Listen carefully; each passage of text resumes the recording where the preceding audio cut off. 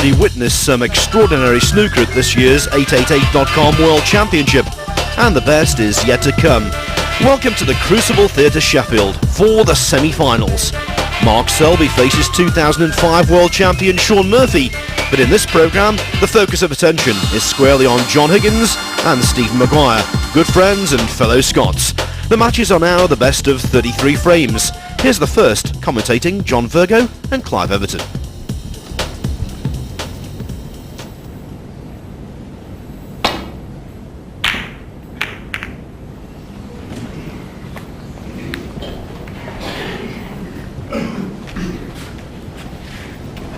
Well, there's a little bit of a collision amongst reds, but a nice easy starter now for John Higgins. Can clearly get through to this. I say an easy starter, the pot's easy. I'm not certain about the position.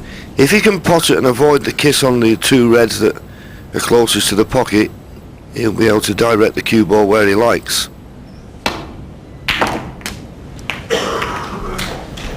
One. Well, not good. If he's going to keep this visit going, he'll need a good pot here. I think the fact that he's walking down to the balk end to see where he could leave the cue ball in an awkward place, the pot, is not entering his mind. Experienced though, of course, John, and he knows the importance of a good start. Okay, best of 33, but Bramble. if you can get those first few frames under your belt and get your opponent playing catch-up, John Higgins, one. you've always got a little comfort zone. First to 17 wins.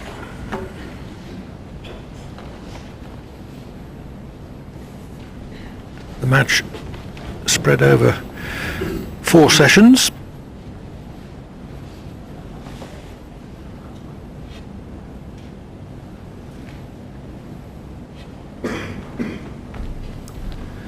Just having a look here because, well, he can't get through direct, but Stephen's wondering if he could come off the cushion first to this red.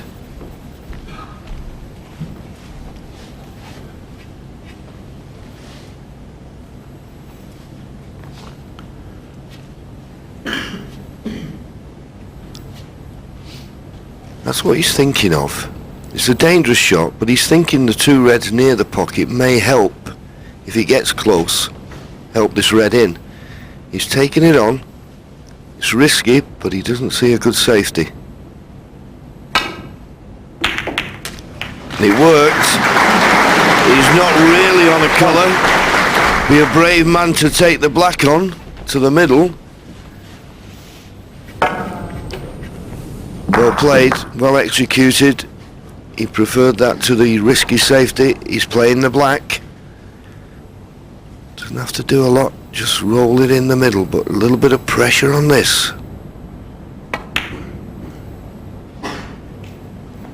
But now it's got in. Good chance.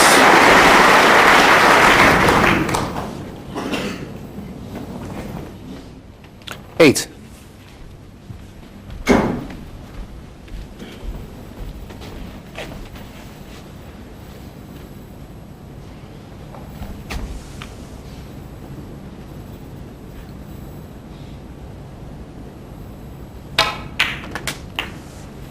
Nine. Came back for pink because black was not available to the right corner.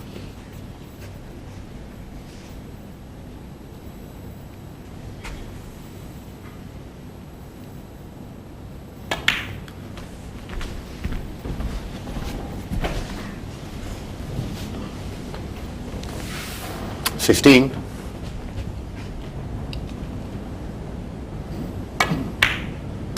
$60. And he'll want to remove the red to the right of the black next, so that he can pop the black into both corner pockets.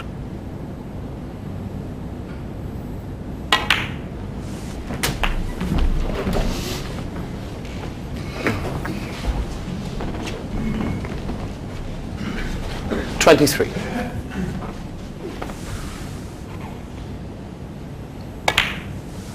24.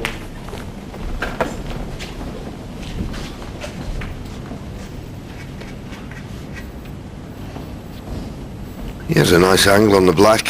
There's a loose red he can play for in the opposite corner. He's playing the black, or he could elect to go into them.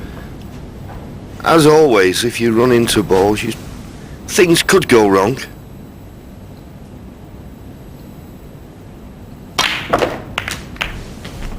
But that's okay.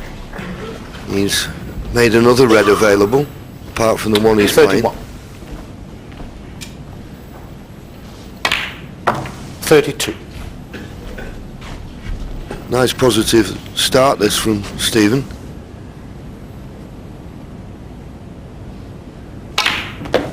Doesn't look overawed by the occasion, and of course by the opponent, because he'd have 39. grown up watching John Higgins' great achievements on the snooker table. John Higgins and Stephen Hendry, I'm certain, were his inspirations to play the game.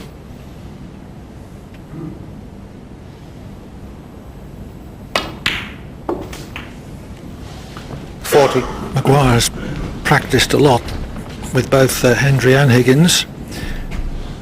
Initially, he had a lot of practice picking the balls out of the pockets, but he's up there at their level now.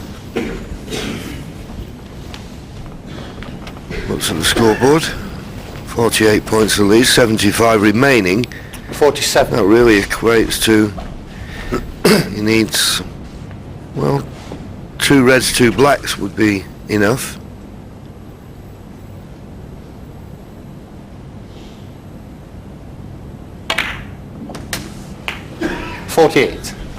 Maybe would have liked to have been on the black to play for the other red on the top cushion. I think he's going to have to play a little cannon now. Very unfortunate if he didn't develop a red. Another glance at the scoreboard. This black, 1 more red and a call required.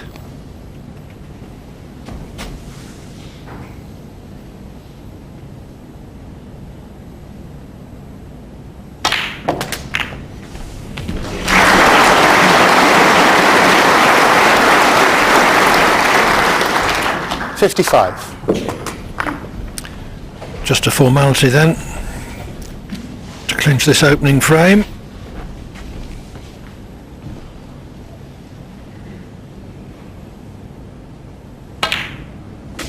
$56. Maguire maintaining the form that he showed yesterday when, from his 9-7 lead overnight, 62. he polished off Anthony Hamilton without further 62. loss, 13-7, and played so well, in fact, that Hamilton didn't pot a ball in those 4 frames.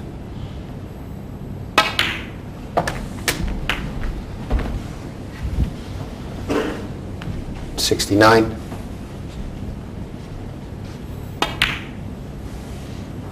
$70.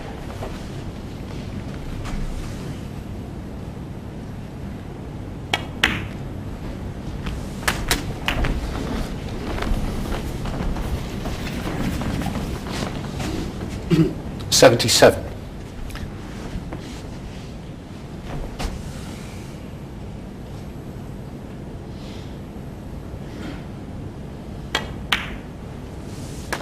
$78. Maguire in pursuit of his 6th century of the tournament.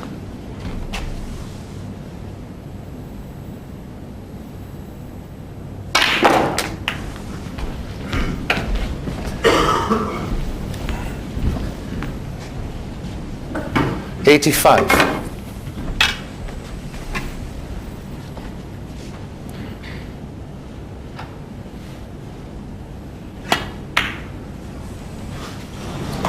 Maguire, 85. So Stephen Maguire takes the opening frame of this best of 33 frames semi-final with an 85 break. Good start. 1 table setup, 1 frame in the books. The second wasn't so clear-cut. Thank you, ladies and Higgins gentlemen. stole it on the Frame pink to draw level. Here's the next. John Higgins to break.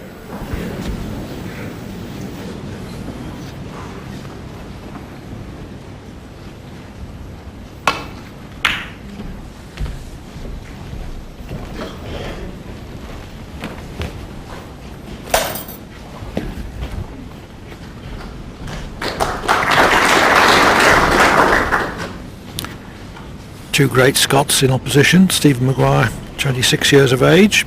John Higgins, 32 next month.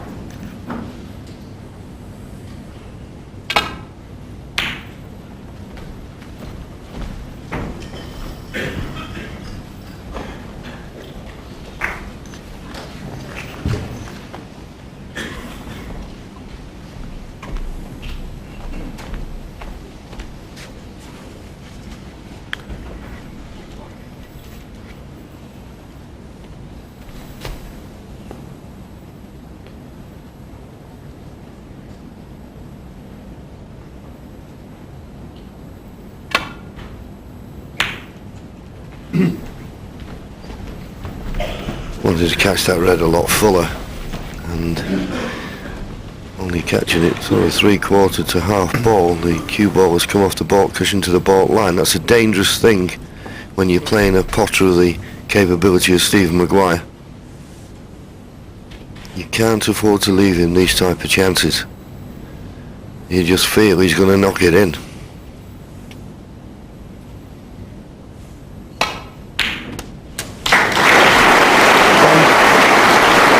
Funny enough, Clive, last season we weren't, and I think a lot to do. He got a new cue. He seemed to be hitting across the ball, but obviously now he's got used to it. He's put in a lot of hard work. He's got his confidence, and he's producing the type of form that we expected a couple of seasons ago when everybody was naming him as a world champion. Just went out to Ronnie O'Sullivan that year. Yes, on the opening day of the championship, he was within 2 pots of putting O'Sullivan out.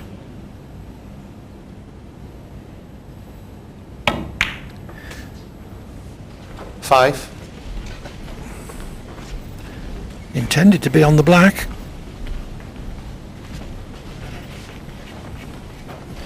But Maguire's peak so far in his career is the 2004 UK Championship, when he beat O'Sullivan on the first televised day and went on to win it in fine style.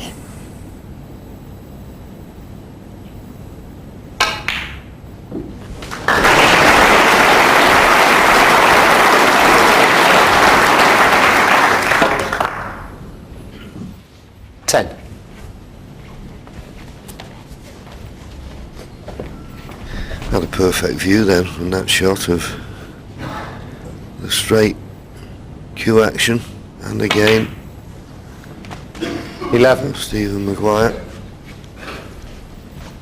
certainly back to his best. In fact, in the studio yesterday after his match, he said not only was he back at his best, he felt he was a better player now.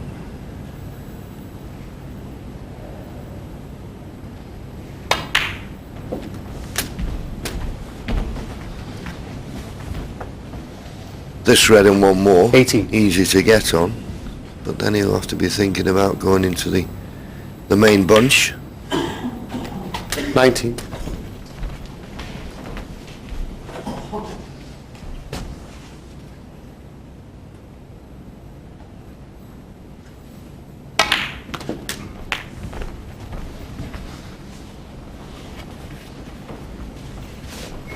Well, probably purposely wanted 26. to be a little low on this red, so in potting it he'd be running into the cluster, but not this low. He's going to have to play this with a bit of power now. Unless after potting it he can find another red he can hit full in the face, then he doesn't have to play it that hard. He can put a little bottom on the cue ball and he'd screw back for the black, but he's playing the run through, so these balls are going to spread.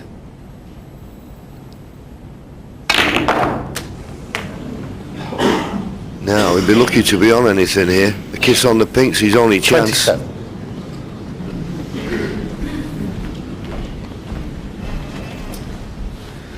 There we go. You thought the Grand National was a few weeks ago, eh?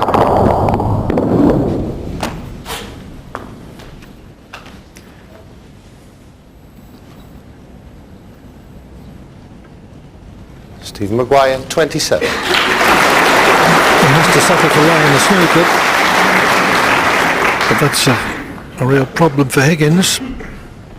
with the reds well spread out.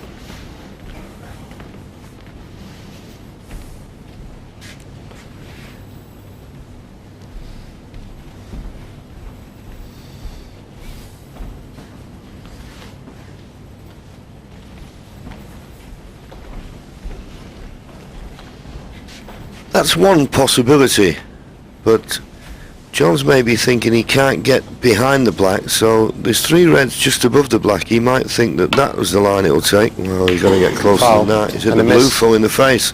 Miss Steve gold, Maguire, won't be 5. taken. That was a misjudgment.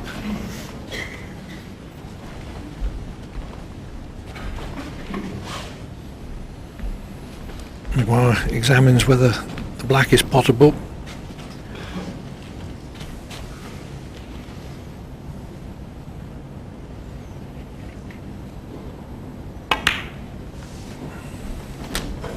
One.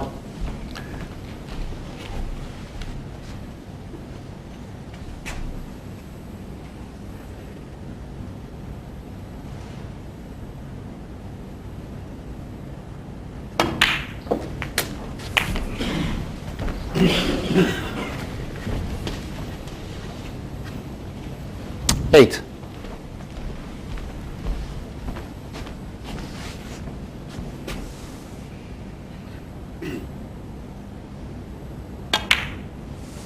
Nine.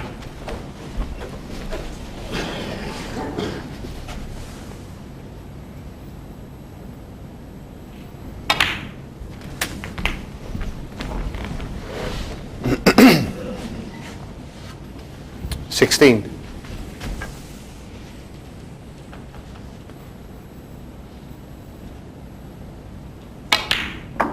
70. Sure.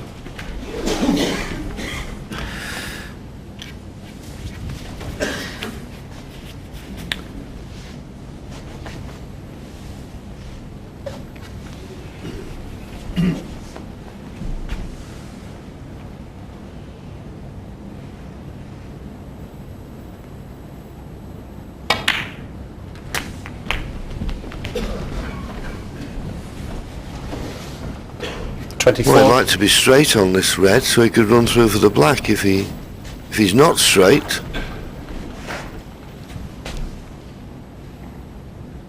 it must be okay. He's playing with top and run through. Of 25. course, he had the blue near the top cushion, so he judged the cannon well. So still in good shape. This blue took us 62 points in front, with a possible 75 left on the table.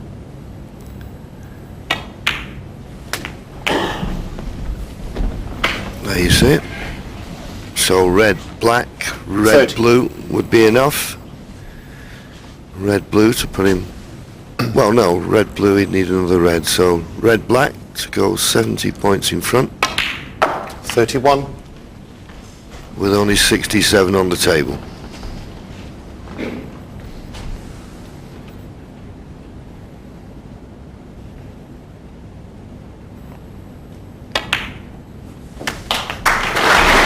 Yeah, just looking at John Higgins there, he was putting the 38. snooker. It was a tough one to hit, and the way the balls were spread, he always needed a bit of luck. But he didn't give 39. himself any chance at all by misjudging that first angle off the cushion. And I think he resigned himself once he left Stephen amongst the balls, as he did. But he wasn't going to get another chance in this frame. 46.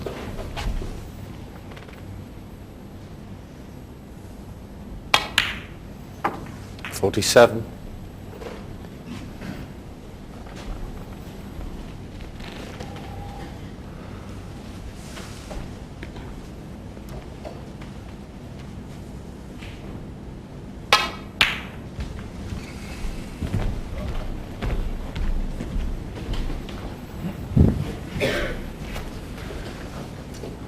53.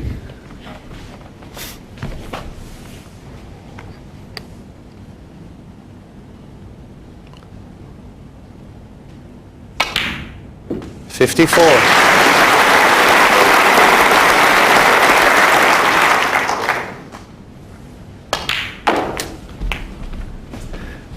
Maguire had long since made sure of winning this frame, 60.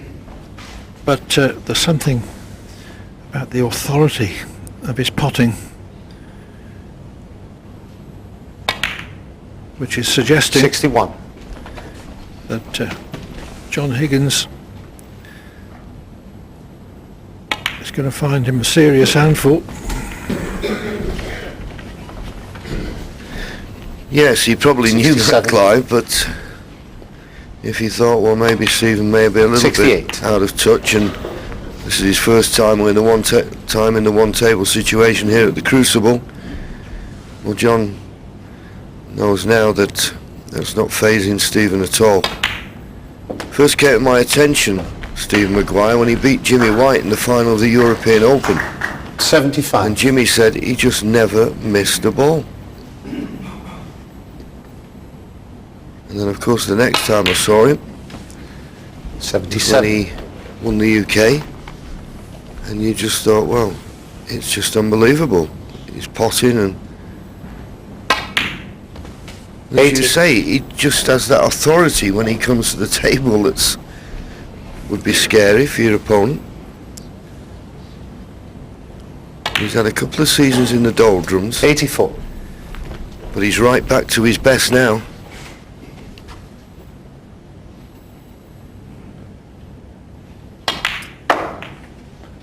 '89.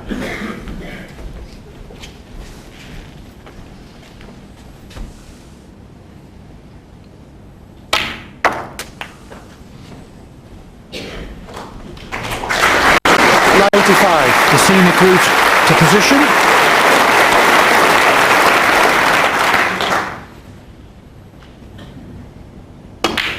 And his sixth century of this championship.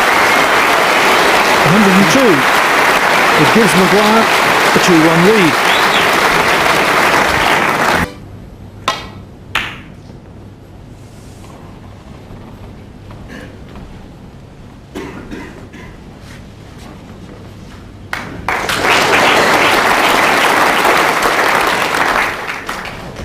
Good break-off shot there from Stephen. 4 sessions in this match, and each one has its own little tale to tell, but this is probably a bigger frame for John Higgins than it is for Stephen.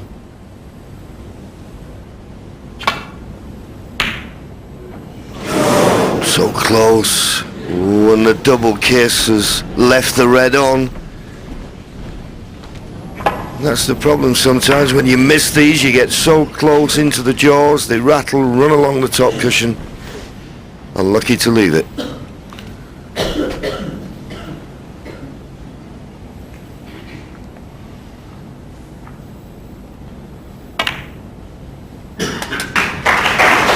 One.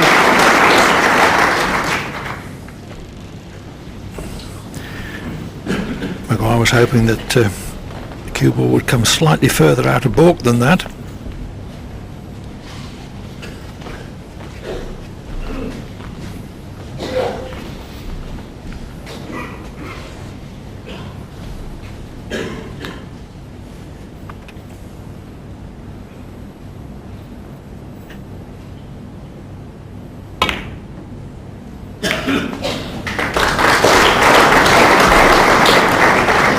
Well, it was a nice kiss on the blue.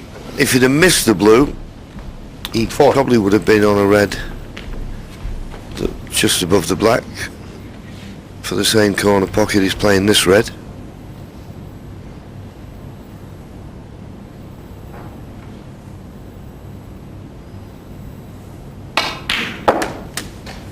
Five. Obviously the pink will go into the left corner. And there's still that loose red I mentioned a few moments ago.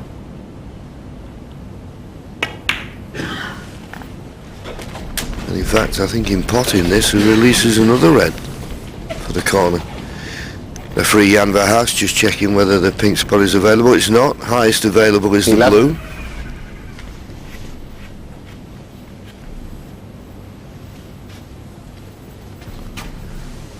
Well, there's obviously two, and he's playing this one because he can open reds.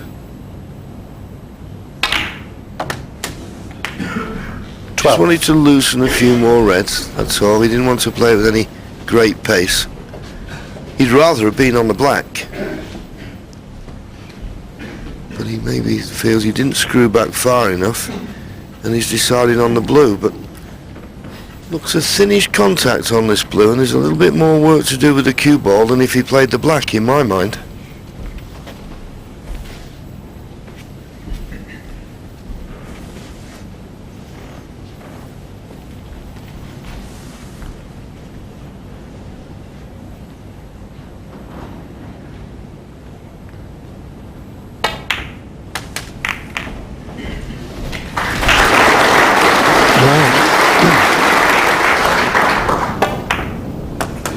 Several 17. more reds developed. This is looking good. Yeah, and it has to be said, Clive, he's looking good as well, isn't he? He's looking for all the positive options. 18. He refused the black because he thought, well, the blue would take him in the red. Not afraid to take a risk or two, and at the moment, it's paying off.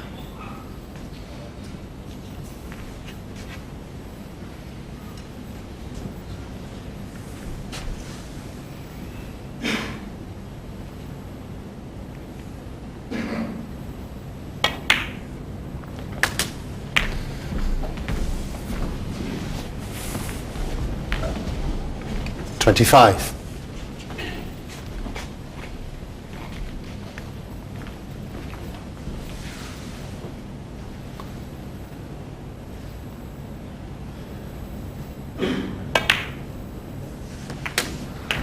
$26.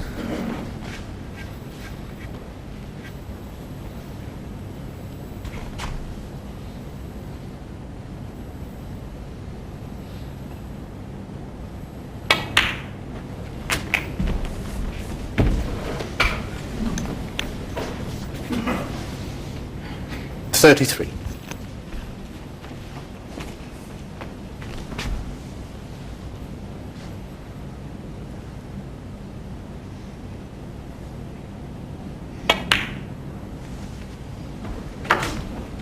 $34.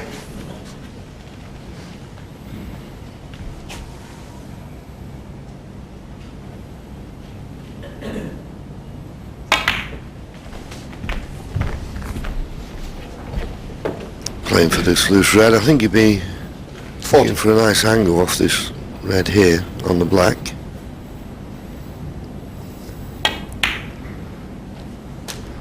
And he's got it. Play a little cannon here. There's a red that you feel he's always going to be on, and if he can just catch these right. A cannon like that, you see, if he played the left-hand side, then he'd open them up, he'd run through, and as I say, he'd still have the option of the red to the right centre if he's unlucky and not on one of these at this end.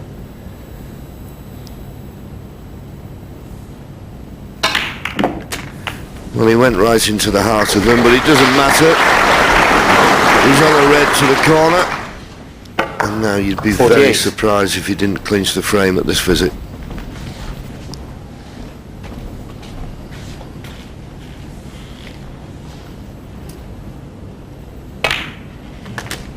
$49.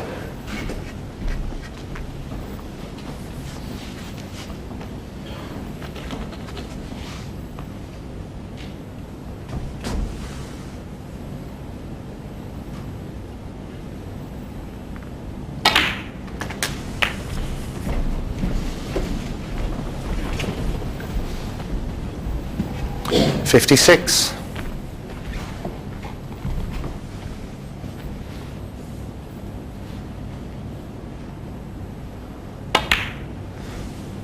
$57. This black to go 64 points in front, so after this black, another red in the colour, and he'd be safe.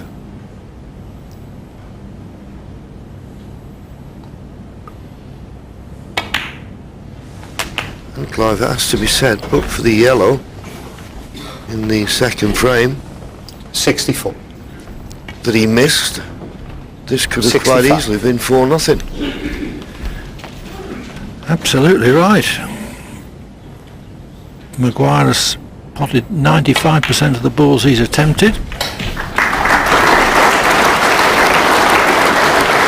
71. 72. Long pot success 88%.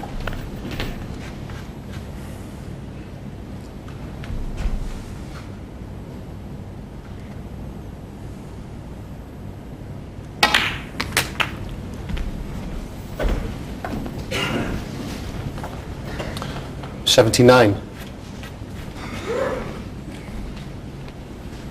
Just looking at the makeup of this break, 1 green, that was a sort of starter, then the blue, 3 pinks and 6 blacks, so he's kept nice close control of the cue ball around this black spot area. $79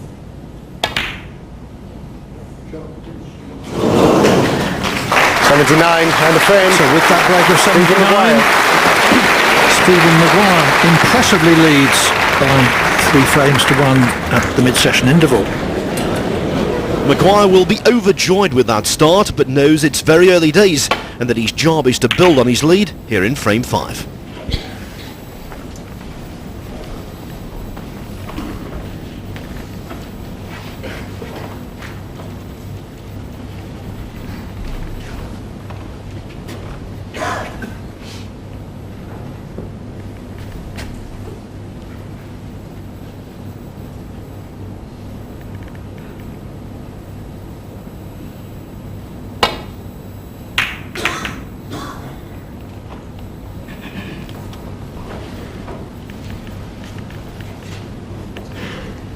Very thick on the safety there.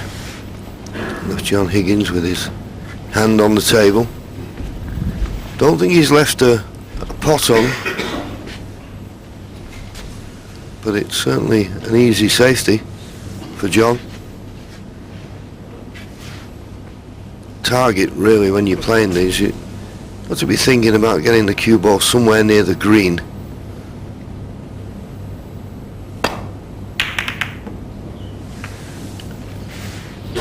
Good line, terrific length, and being that close to the green, bit of a problem now for Stephen.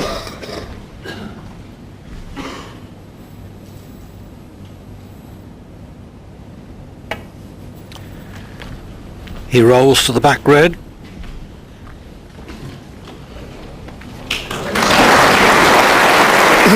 Played it perfectly.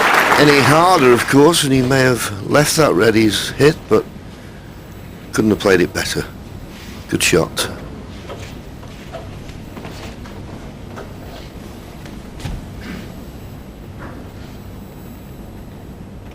Well, it looks like he has left a slight angle for John to roll in and be on the black. Ooh, yes. Any harder, and it might not have dropped. So it just shows you insignificant snooker. Got down and played it very quickly. I thought he played it at the perfect speed, but he hadn't. Pop the black down, remove that red that's near the spot.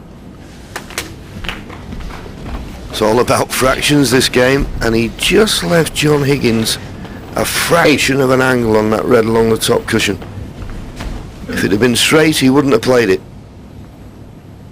Screwing back for the black in the same pocket as the red. 9. Terrific chance this.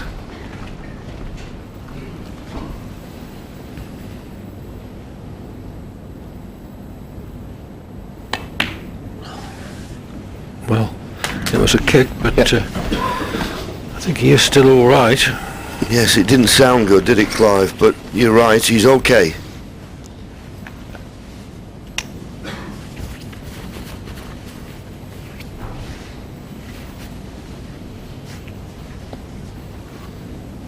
$16. Yeah, it was just the sound, but fortunately it didn't ruin his position. 17.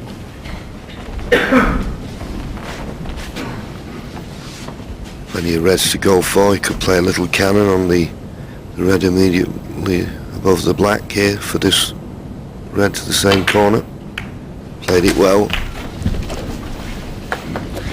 It's all about little stuns and screws now, 24. keeping control of the cue ball.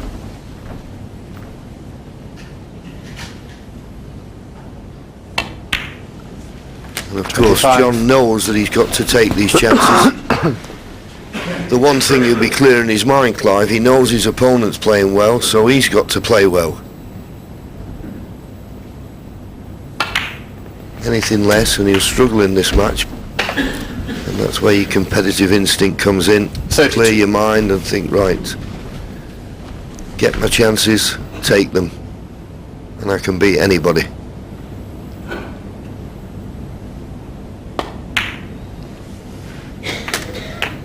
$33. Above all, don't miss when you're in, to leave yourself vulnerable to a counter-attack.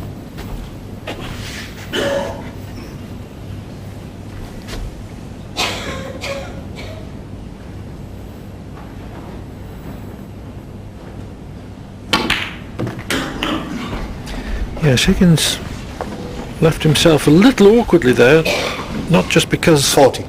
it was awkward bridging, but because he was very straight on the black. Yep, seen it.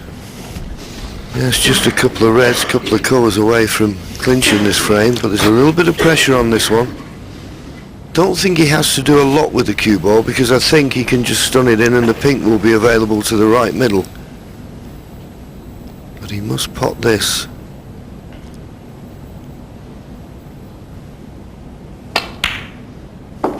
Right in the heart of the pocket. 41. But if he thought about the pink, he won't be thinking of it now, but he can get through to the black. I think pink was the intended colour, but hampered as he is, black's second choice.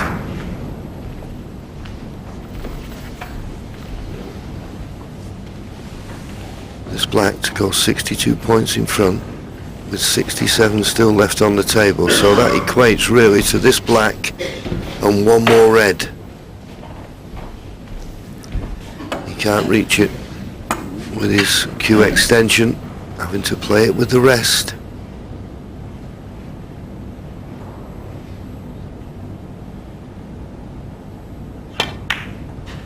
Right in the heart of the pocket, and nicely on the frame winning red. Well played. 48.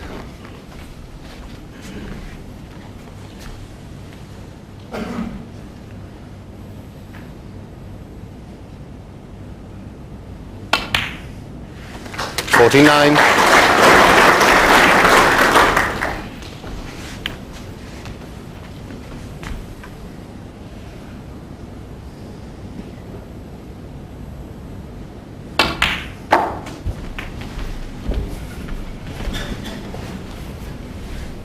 And 54.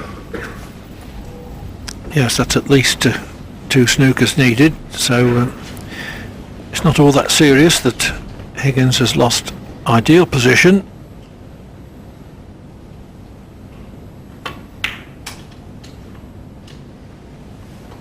$55. He adds the red for extra insurance.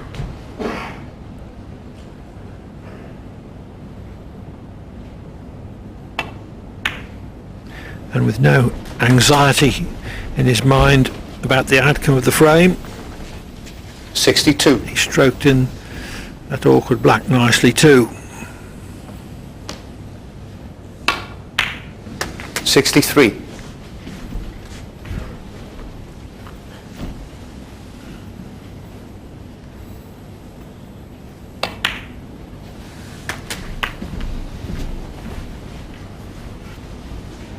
$70. I think he'd like to make a century break here. His opponent 71. has already made one, so he won't want to lag behind in the century breaks that have been made. And if he does make one, this will be the 52nd century break of the tournament. 78. Seems to have really increased since they reclothed the tables before the quarter-finals. 79. Yes, the conditions are absolutely beautiful now.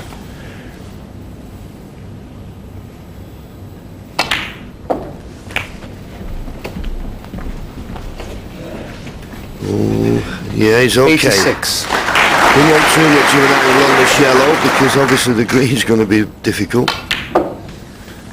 88.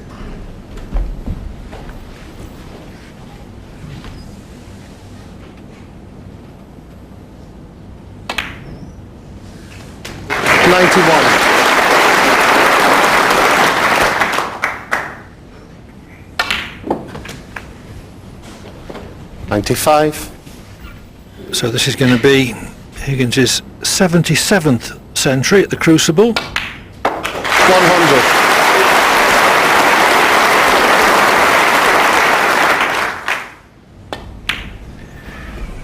$106. A total which includes 3 in 3 frames a few years ago in a quarter-final against Anthony Hamilton. 113 and a frame.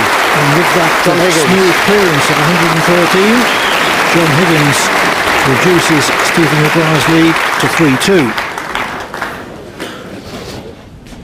3-2. Left middle it is. Looks a natural angle to run round the back of the black.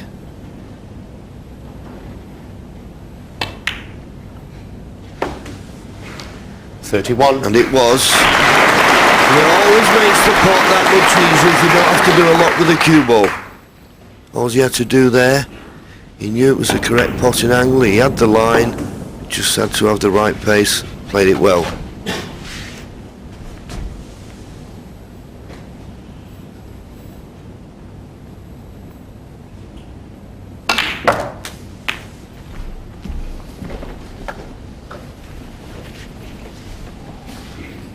$38.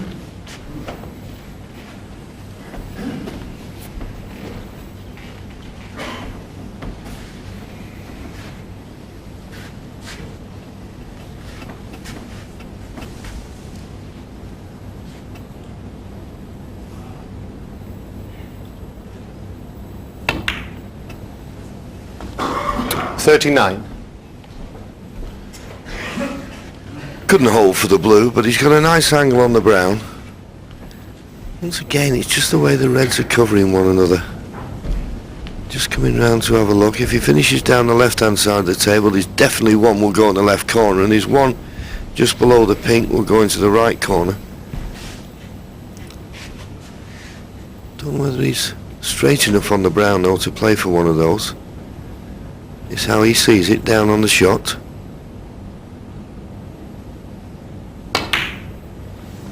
In the end, decided to go in with pace and trust to a little bit of luck. Well, 43. how lucky has he been? I think certainly the red that's closest to the cue ball will pot. Because he wasn't straight on the brown, he felt that he couldn't hold the cue ball, so he thought, well, if I can't hold it, I'll try running into them. But it can go wrong when you do that.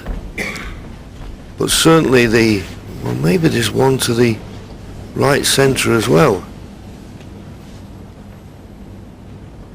Still not guaranteed good position on the colour though. 44.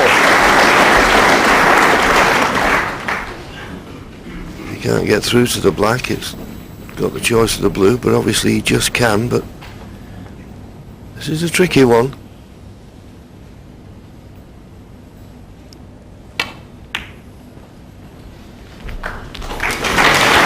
Played it nicely, and I think he's found a gap for a red to the left corner. 51. Also appears to have one to the right corner. Most important thing was though, don't miss the black.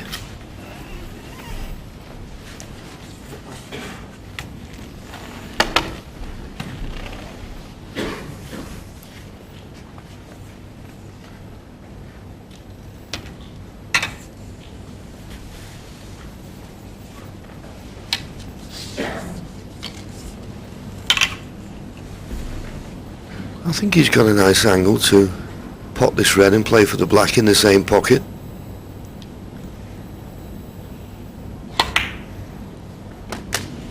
$52. Played it beautifully.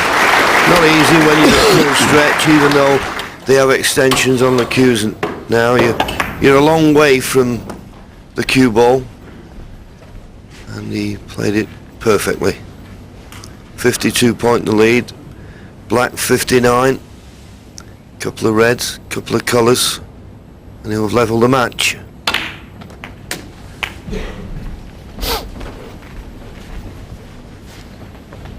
$59.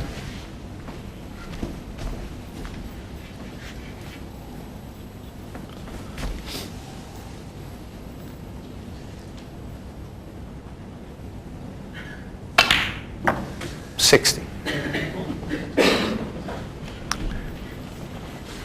Just a little lower on the black that he intended to be.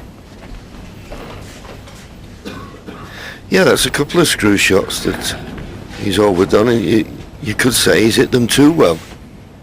He's getting through the ball so well, he's getting that little bit of more reaction than he's expecting. But in goes the black. 67 ahead, 75 67. remaining. Pot one more red, goes 68 ahead, with only 67 remaining. Stephen, not had a chance in this frame. And John Higgins' pot success has really risen in the last couple of frames. He was down to 83% a couple of frames ago.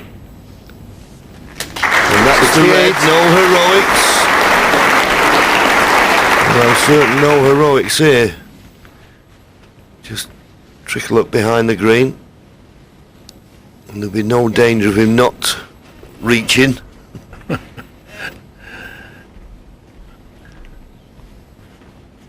Well, he's thinking of something else. He's thinking of maybe putting the ball colour safe, but personally I'd just concentrate on getting the snooker. Yellow ball.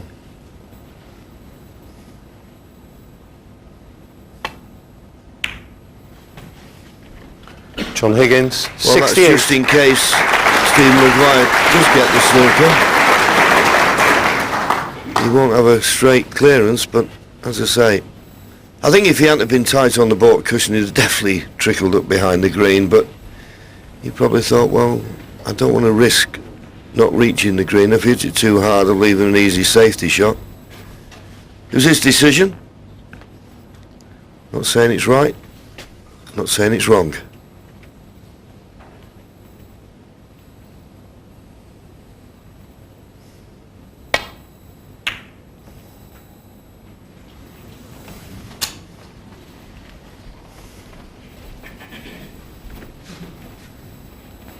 Maguire's beaten Higgins twice out of 3 in their previous meetings, but this is the Crucible.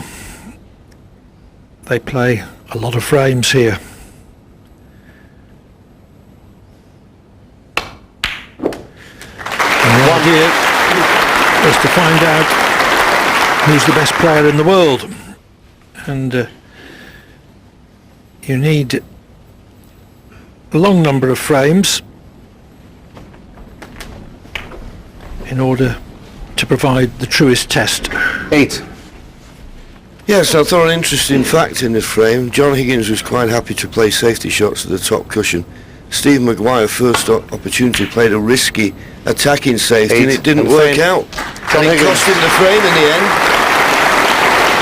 Yes, the break of 68 from Higgins left Maguire needing a snooker. No snooker forthcoming. It's 3-all. Good stuff, but then the exchanges became a little bogged down. Maguire isn't complaining though, because he leads 5-4 as we say hello to Dennis Taylor and Willie Thorne in commentary.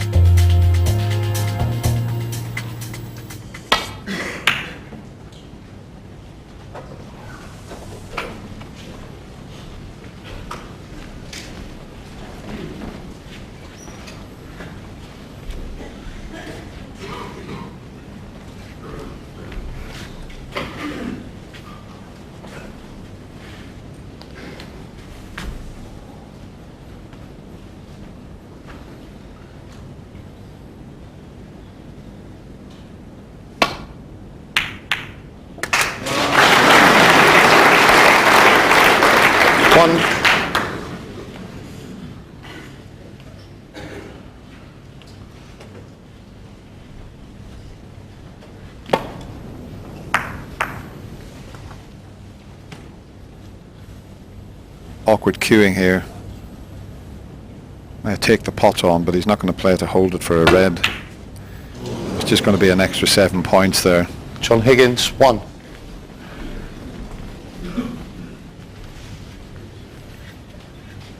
Yes, the degree and difficulty in that shot was such that he didn't want to leave the red on the right hand side of the pink. It would have been very easy to roll it in and get on that red if he wasn't hampered. The fact that he was queuing very awkwardly made him play it as a shot to nothing.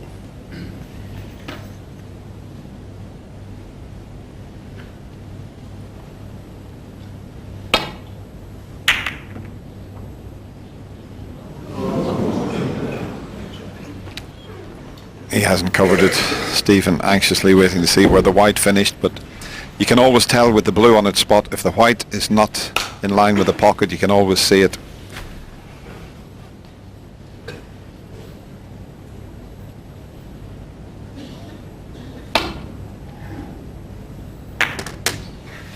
One.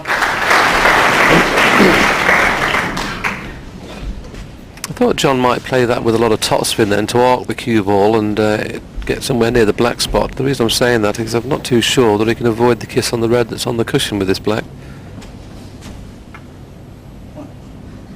He's got to hope he catches the red half ball at least. If he catches it full ball, he might not be on nothing. That's the reason he played it at that much pace, to try and get the half ball kiss, and I don't think he's on anything. That wasn't the poor shot for me, it was the shot that he played on the red over the 8. pocket. Needed to get that white away from the cushion.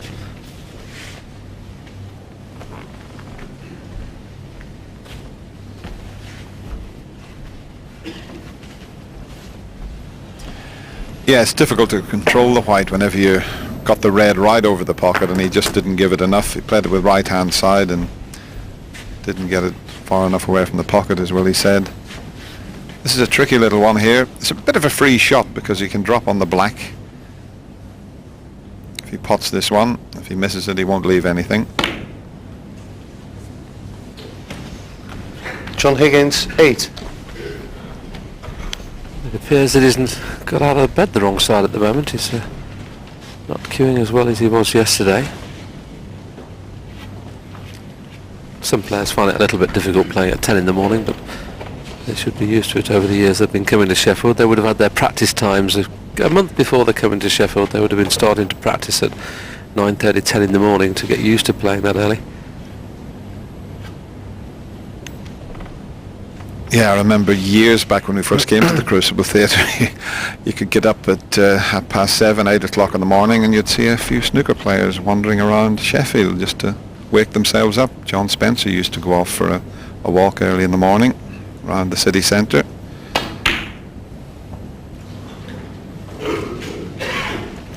Yes, the late, great John Spencer. He was a player that won this magnificent championship. He's one of those guys that sadly missed. Yes, and John Spencer's name is on that magnificent trophy there 3 times.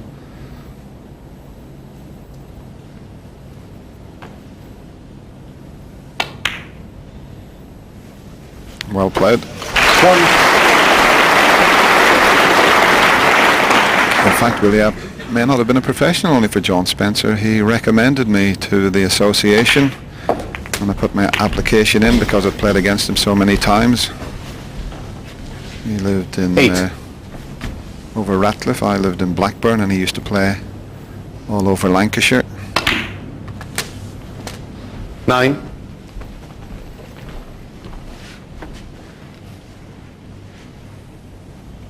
Just still in between green and brown, and possibly back in between the green and brown again with a little bit of left hand side.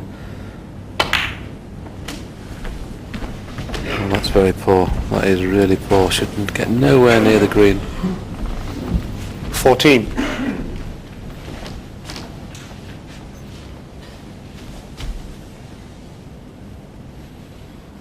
I'm not sure if he can stun straight up or he has to go in around the back of the red. Yeah, he could stun straight 15. up. Yeah, well, it's come off the cushion a little bit further than he intended, but he should be okay. That's the choice of playing for the loose red or playing a little cannon on the bunch. Okay. I mean, plain ball, he could go through the gap of the pack and hit the red just below the pink, and that would leave him on 4 reds, but that may be too risky for him to play at this stage, so he'd probably play for the loose red that's on the left-hand side.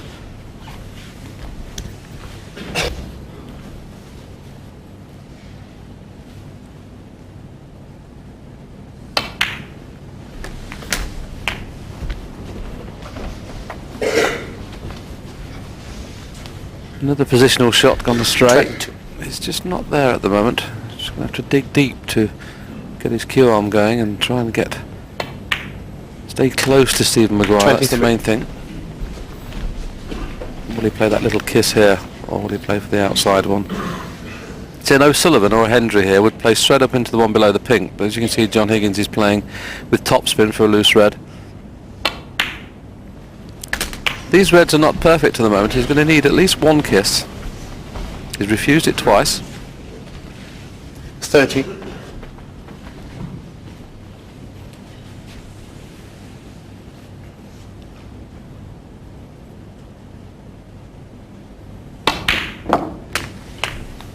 $31.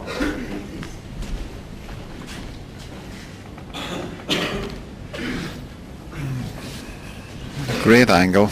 You can still drop the black in again, but may finish on the one up the other end of the table here. It's a gentle little roll in. Okay, still got the one to the right of the pink, but he's further away from it. And he would have liked. So this is the key shot here. 47 in front.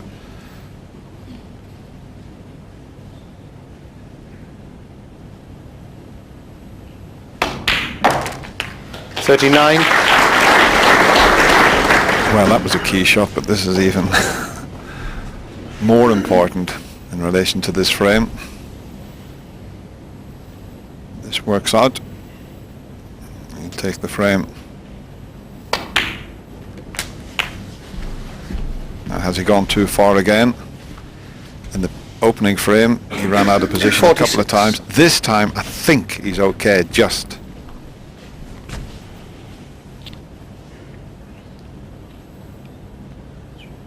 Going to need 2 more reds and colours to make the frame safe. 47. And he's got the angle this time, so there's no problem now. Should play the cannon up into the pink this time and should be okay.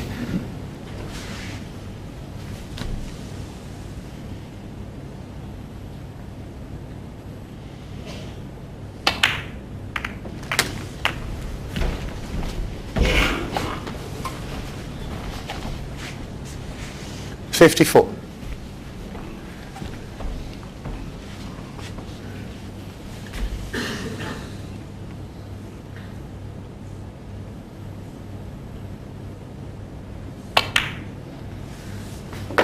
$55.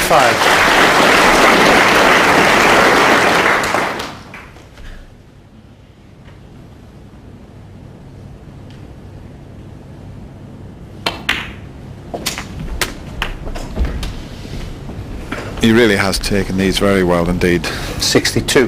One chance was all he needed.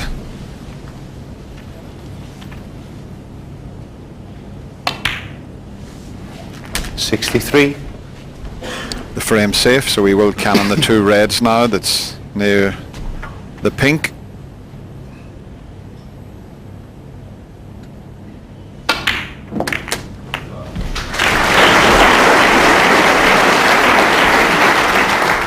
Finished a little awkward there, but the frame is well and truly over.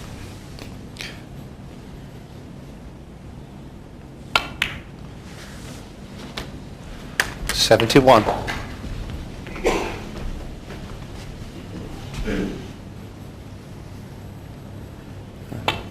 I'm just looking at John Higgins' centuries. He's had 350 competitive centuries, but 76 centuries he's made here at the Crucible. Unbelievable. I mean, 90% of the pros have not made 76 in all tournaments. He's made 76 at the Crucible. 77. I think it was a record at the time. He made 14 in 1998 when he beat Ken Doherty in the final.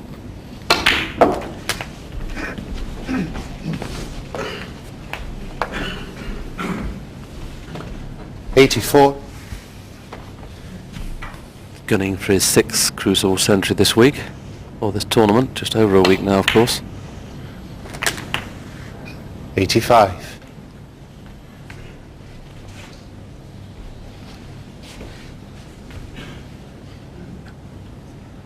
There's been 53 Crucible centuries here, so we're gunning for the record, which I think is 68, so it's not beyond the realms of possibility before the tournament's finished, but that's looks like end of 90. century. Well, we mentioned it was excellent snooker from John Higgins, his first real chance in the match. He lost position a couple of times, kept it going, made a break of 90 to level again at 5-all. One red that's still available above the pack.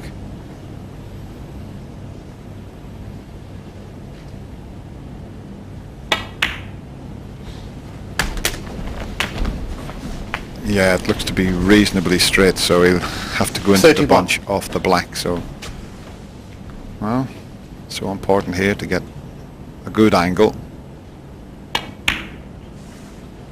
And another 32. great bunch to go into, and I think he's left it a bit short.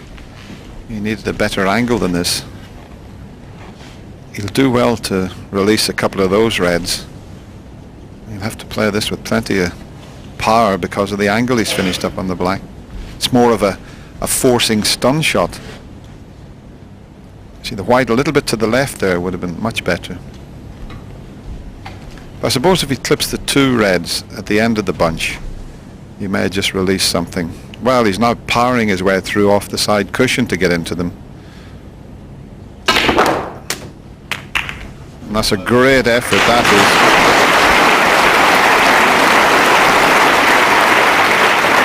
The top spin that he created here, just watch the white stop, and 39. then it picked up pace.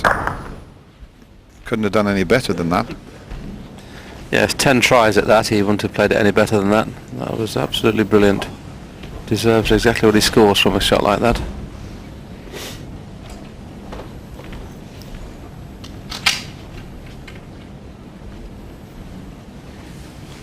Now if he screws between the red and black, he can get round onto the pink there. I think that's probably what he would try, because the black won't go in the left corner.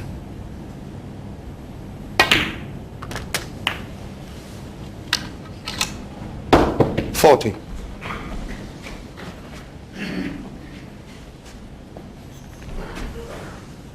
And he now has got these balls in a position where he would be expecting to win the frame from this visit now.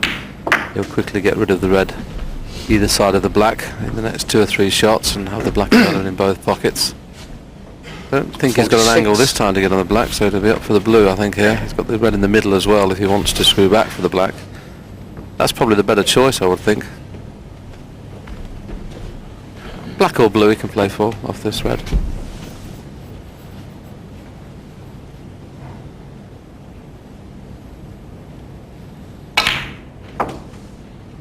$47.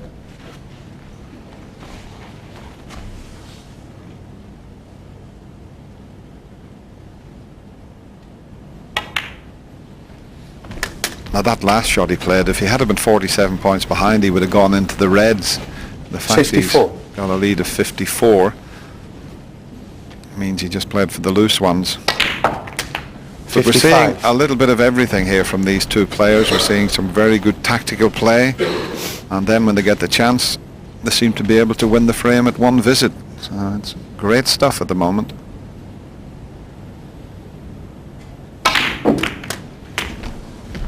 Hasn't worked out, and he's not safe yet. He didn't quite get 62. through that. You can see I'm just looking at his backhand. He didn't quite get the spin on that he was hoping for, and the white is... Just watch the white. It's sort of gone into it and more or less stopped. Usually Stephen Maguire will have that white spinning a bit more.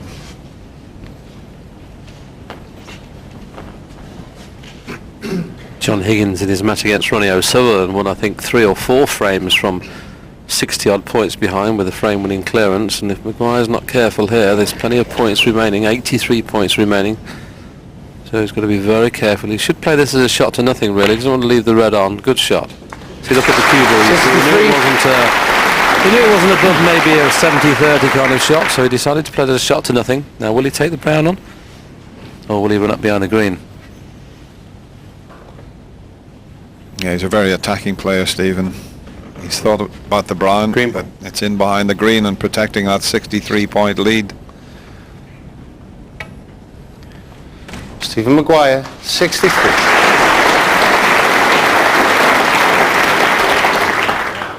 He was playing the percentages there. If he had been behind, he would have took the brown on. In fact, he's so far ahead. Made him slip in behind the green.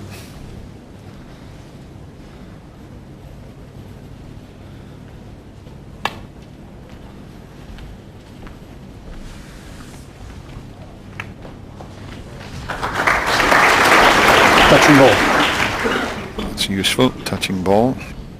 If it was touching ball, Dennis, and he could see a colour here, he'd probably play directly into a colour, wouldn't he, and try and put a colour safe. Yeah, absolutely. Well, he's snookered on all the colours, so he's just getting a good white here. That looks a bit narrow to me.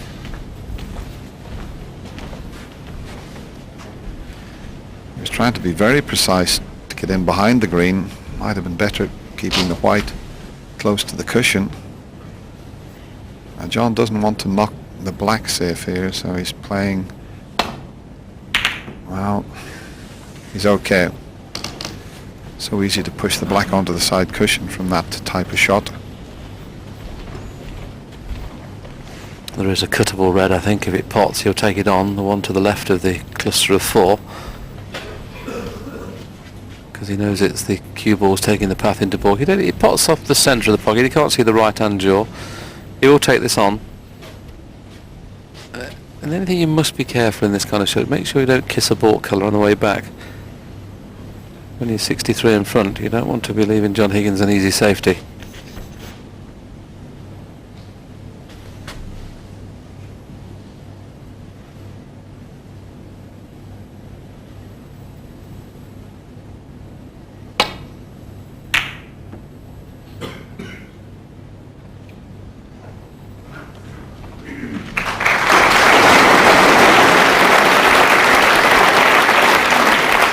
I've been very impressed with some of Stephen Maguire's safety play.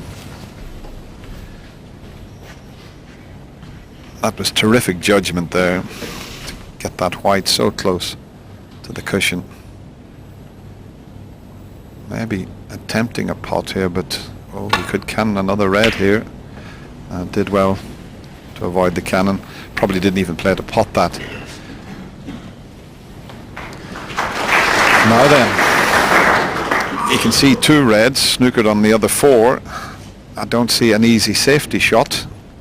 He may be forced into taking one of these difficult reds on, and look how the table's sitting. If he makes a mistake, the 63-point advantage could disappear rapidly. So, very important decision to be made here. Yes, both reds are on, but the outside one, the deep screw back into baulk, is a very, very powerful cueist. I think that's the only way he can virtually assure himself of getting a decent white, but that makes the pot a lot more difficult.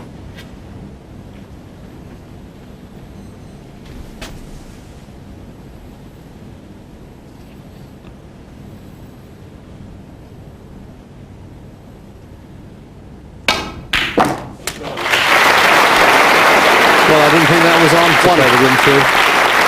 He's virtually played that as a stun run through, just to widen the angle a touch, and this was a fantastic pot. You can't cue the ball any better than that. And now he's left with a situation. He's 64. If he pots the brown, John will need a snooker, but once again he's going to push a colour safe and keep it tight. Stephen Maguire, 1. If he pots the brown in the middle, he would have been 68 in front with 67 on the table. What do you think, Dennis? Should have potted the brown, or were you happy with the push yellow? The brown didn't look all that difficult. I mean, he's got the yellow now as a bit of insurance, but if the brown goes in, the frame was over. I would suggest that probably it might have won in the frame. Now he's gone enough, or thought he'd gone enough. I think maybe of the attacking players, 9 out of 10 would have just potted the brown, even if you had to screw back on the baulk cushion.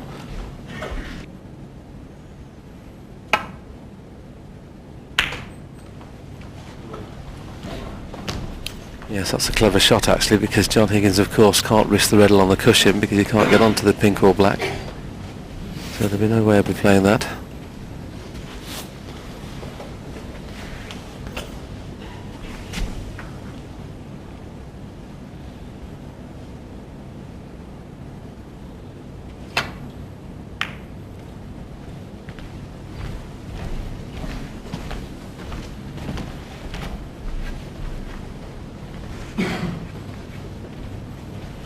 So just one more red needed.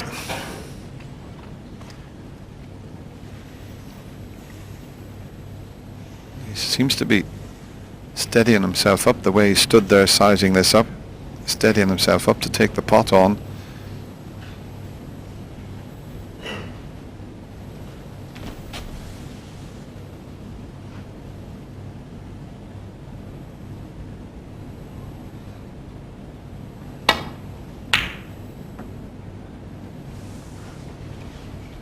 Pretty good there. It was a risky pot. That time he had a safety on. Previous time, when he potted that terrific long red, it wasn't so easy to get it safe.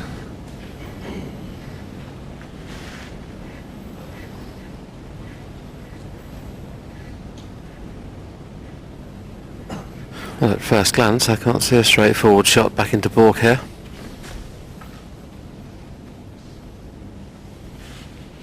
Ideally he'd like to play off the one next to the black to push the black in open play, but he can't get around the back of the reds, I don't think, if he does that. I was just about to say that's under frame. As the red pulled up, it has pulled up, so it should be under frame.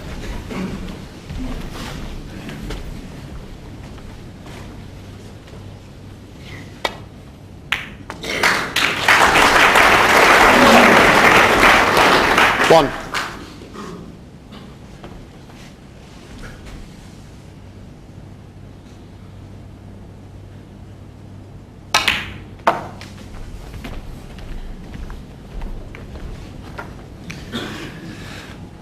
Well, 69 ahead, 59 the Five. table. He won't bother about that little bit of misfortune there, landing tight on the red. I think John will stay in his seat. 5 in the frame.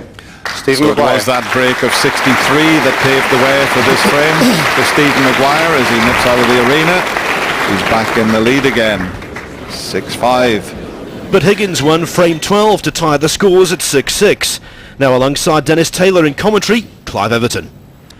If he's not straight on this red, he could stun over and leave the pink into the same pocket. It depends on the angle he has here, but that might be on. Well, it was straighter. Is he on the pink? One. That's a terrific shot.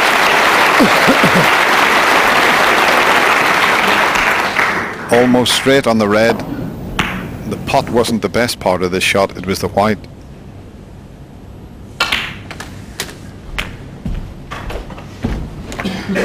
Came to the table 35 points behind. 7. He can certainly get right back into it here, and those reds around the black spot area, eventually of course he will get the black on its spot, and this is a position, funny enough, it's to win the frame from here where the balls 8. are. They're not too bad.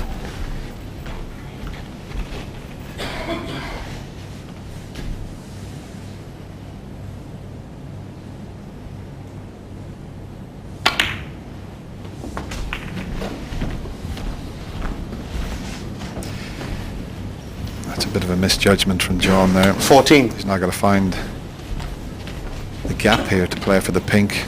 It's much too risky to play a cannon onto the red and hold for the black, because that can go wrong, but he can screw into the gap of the reds and swing it round towards the pink again.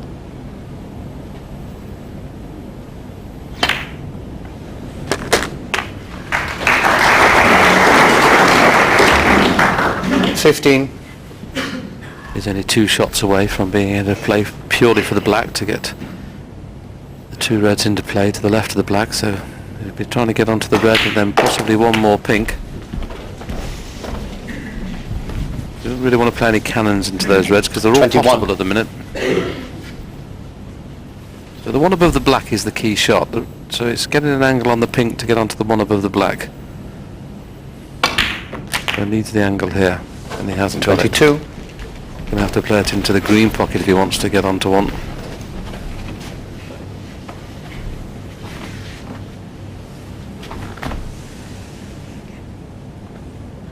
Maybe he feels he can screw it in the middle. It's really got to get some left-hand side on it to bring it back on and off the cushion. Oh, that's a great shot. Very well played. I wasn't aware that the angle was there to play that. That was an excellent shot. 28. Absolutely perfect, because where he's put the white, he can bring the black into play, either canning that or just nudging the black.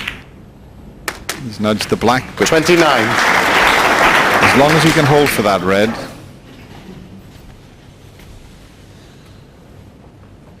Yes, he'd like to be low on the red. I don't think the angle he has on the black he can finish low. So if he's straight, it's a tough shot. If that cue ball had been 2 inches nearer the 36. cushion, this would have been absolutely straightforward. It's not now, but can screw back on and off the cushion, so no problem.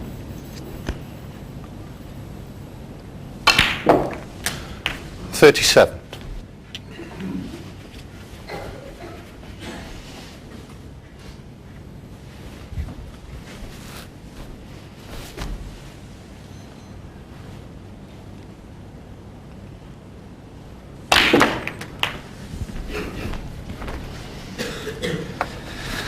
Oh, he's got very close to the red.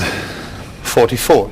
He still can pot it, but he's going to need the rest. But how close is he to that red? Makes the angle very difficult to judge. It's a little awkward shot, and he's going to need, well, the extension on the rest, the extension on his cue. It just means he can't maneuver the cue ball as much as he would like. It's not beyond the realm of possibility, Dennis. He could miss this because he's going to have to try and get his cue out of the way, isn't he, if he's trying to screw back a couple of inches. Looking at the angle of it, I would have thought he could have reached across the table with the rest. Yeah, this is much better than striking from the... And then he can get the cue out of the way. But he has to be careful he doesn't push it. So if he pushes the cue through too far, he could finish up playing a push shot. That's where the tip, the white ball and the object ball are all in contact at the same time. So he's got to get the tip away quite quickly here. And he would love to be high on the black to make position from black to red easy, so he has to stun it. Now is he high enough on the black? First glance, he seems to be going away from the red, so he might be leave Maguire in a snooker rather than come on and off the cushion for the red. Do you think he'll just roll it in, Dennis, and play the snooker? Absolutely, yeah. He couldn't do much with the white with being so close to that red there. He had to make sure and just pot it. But yeah, good chance to get a very good snooker, as long as he pots the black.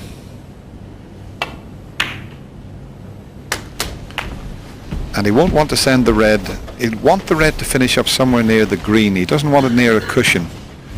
Then it makes it easier to escape from the snooker. So a good white here, and keep that red away from the cushions, somewhere near the green, or even the yellow. Is he taking the pot on? He may be. He is. And it's John Higgins. could 52. Be costly. He had a straightforward snooker there, but he fancied that.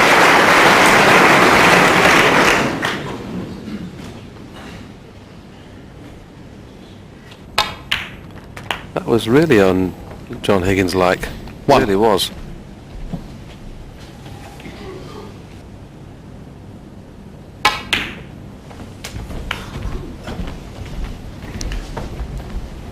Yeah, the key obviously is getting on the brown in such a way that he can roll it along the cushion and drop in behind the blue.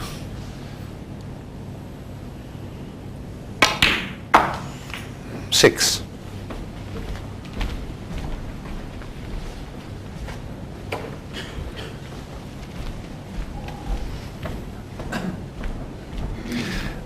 Yeah, he's looking. I mean, if suppose the closer you are to the brown, the easier the pot is, but just away from the cushion to be able to drop the brown in and get onto the blue. But he finished straight on the green, 9. so it makes the pot slightly more difficult. He couldn't get the white over near the brown.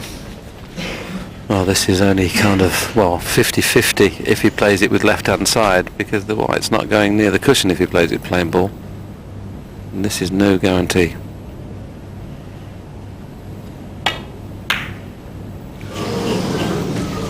Stephen Maguire, 9. It was the shot to get onto the green. When he potted the yellow, he should have left an angle so as he got closer to the brown. But that was a tough shot from that distance. Thin as you like, trying to get in behind the black.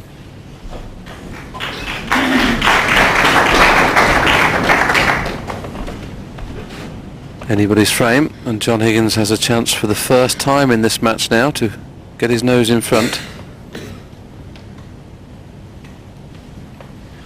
Now the big difference here is if Stephen Maguire pots the brown, he's got to get on the blue and then get up to the pink. If John Higgins gets a chance to pot the brown, he can just drop in behind the blue, roll it in, and the frame would be safe. So that can make quite a difference.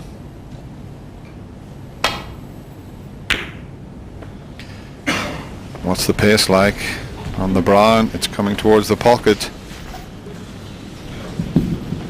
Okay, John Higgins is not going to be able to get close to the blue. He's got a bit of angle. The closer to the blue, the easier the pot will be.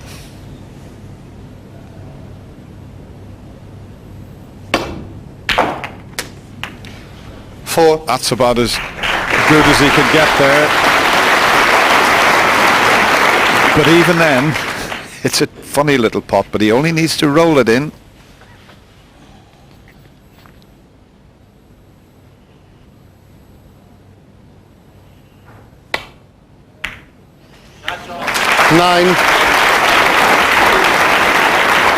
It made a big difference, that, didn't it? Because there's no way he could get up for the pink from that position, but he's 17 ahead. Good for him, for John to win this.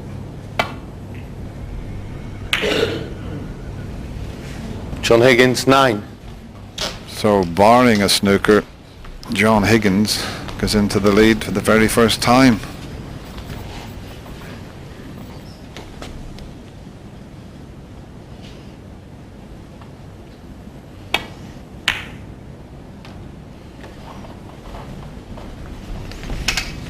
Frame conceded. Frame John Higgins. Stephen didn't get the snooker, so he conceded. John Higgins nips out. What a good time to go into the lead. It's 7-6 to John Higgins. Higgins led for the first time in the match there, but back came Maguire to snatch frame 14 with a green to black clearance. It's 7-7, quite a battle.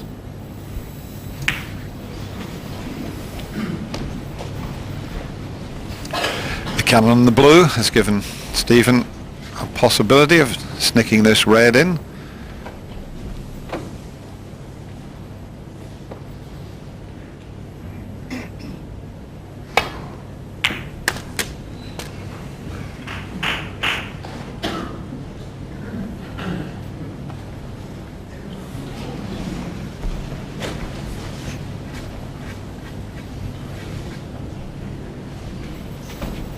Now this is a chance to see the cue power that Stephen Maguire possesses. He's on the brown, it's not the best of angles. The reds are not perfectly placed. There's a couple up around the black spot area that he could drop on. Long way to travel, but just watch the cue power.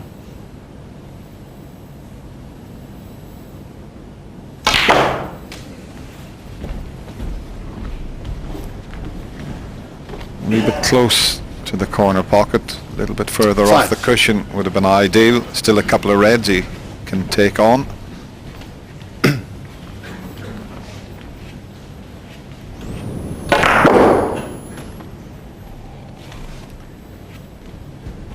You've got to have a fast running cloth even to think about getting the cue ball around that far.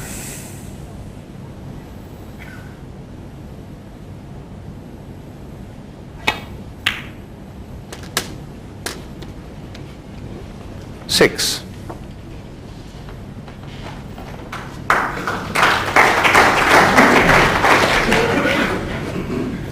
Managed to stop the cue ball then, as he desired. That's when you want the cloth to run slightly slower.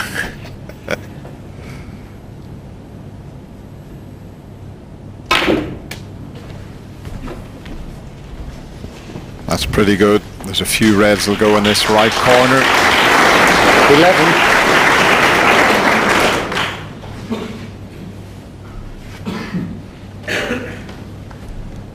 If he had an angle here, he'd love to get on the black because of the red next to it. If he got on the black, he wouldn't have much to do with it to leave the red on, but he, as you can clearly see, he can't do that.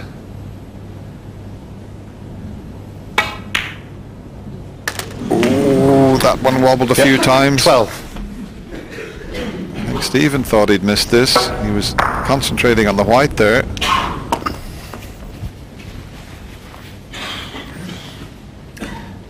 Well, with certain positional shots, the player will try to pop the ball off one jaw or the other, but Maguire almost overdid that.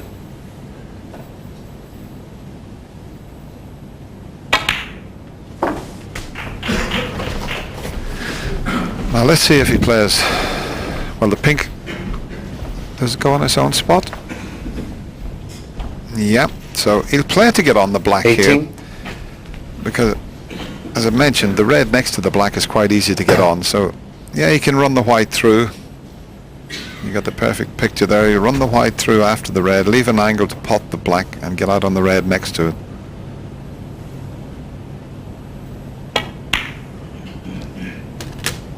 A little bit further would have been even better. I don't think he can hold for that red that's next to the black now, but it's all important that he rolls this black in. There's other reds to play on.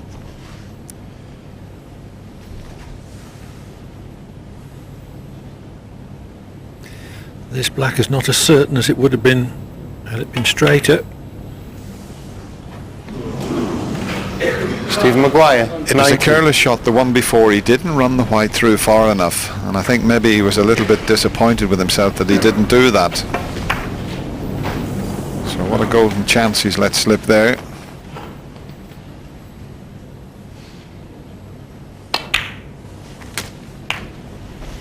One.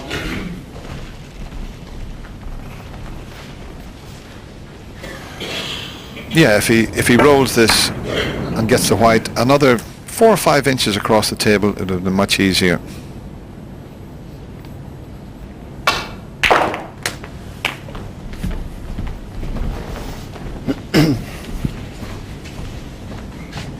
Eight.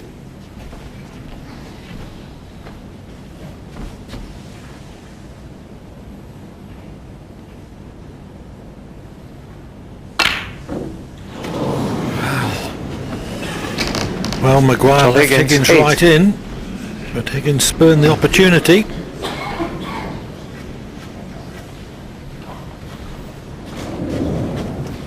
It was another case there of taking your eye off the pot and just concentrating on the white.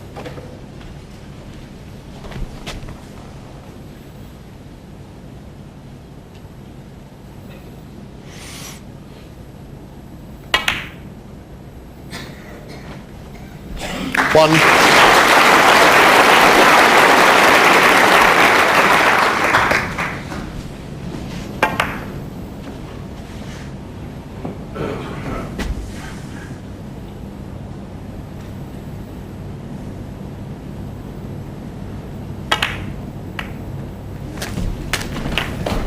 This visit is an unexpected bonus for Maguire. 8. When he left 9. Higgins right in, through overcutting the black along the rail, he was expecting to be sitting down for quite a long time. And if this cannon works out, John Higgins could be sitting for quite a while. There's the split. The red 16. he's taking was always available. That's why he went into them when he did. 70. Yes, one red out, so as long as you make a decent count on the bunch, you're bound to be on that red at the very least.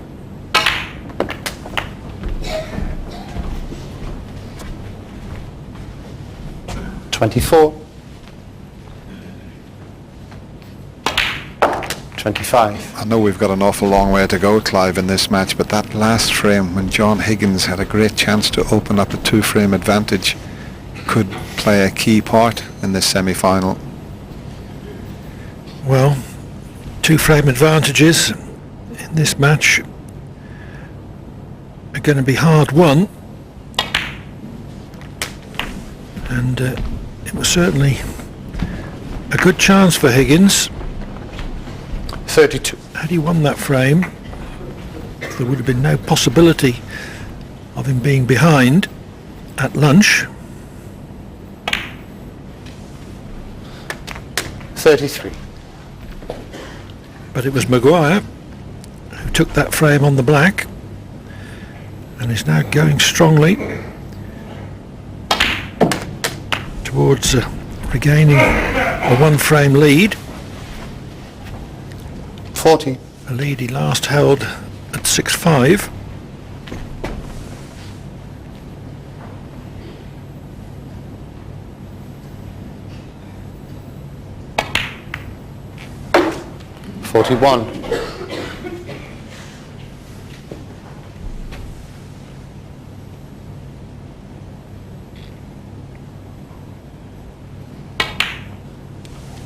He really is back to his best form, and in his match against Anthony Hamilton at the end of that, Stephen himself said it's one of the best sessions of snooker he's ever played, and he's played a few. Yes, he came back that day 9-7 ahead and reeled off 4 frames to cross the line without Hamilton getting a single ball in those 4 frames.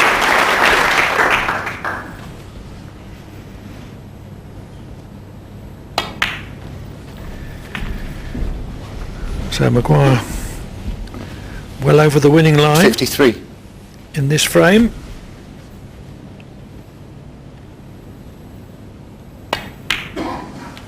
$54.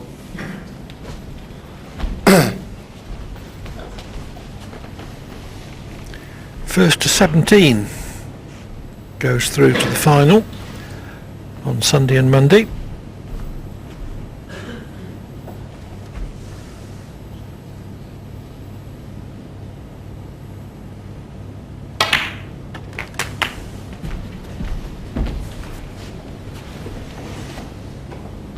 $61.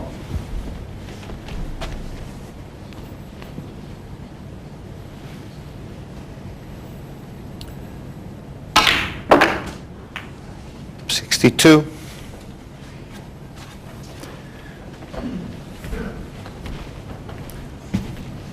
Just about the worst angle on the blue, but it's only of academic interest now. John Higgins 5, But also Maguire 62, and the break ends on 62. Maguire had long since passed the winning post in that frame. He leads by 8 frames to 7. Maguire also led 9-8, but in potting the final black in frame 18 to move 10-8 in front, he suffered a cruel in-off. So here's the 19th. They remain inseparable.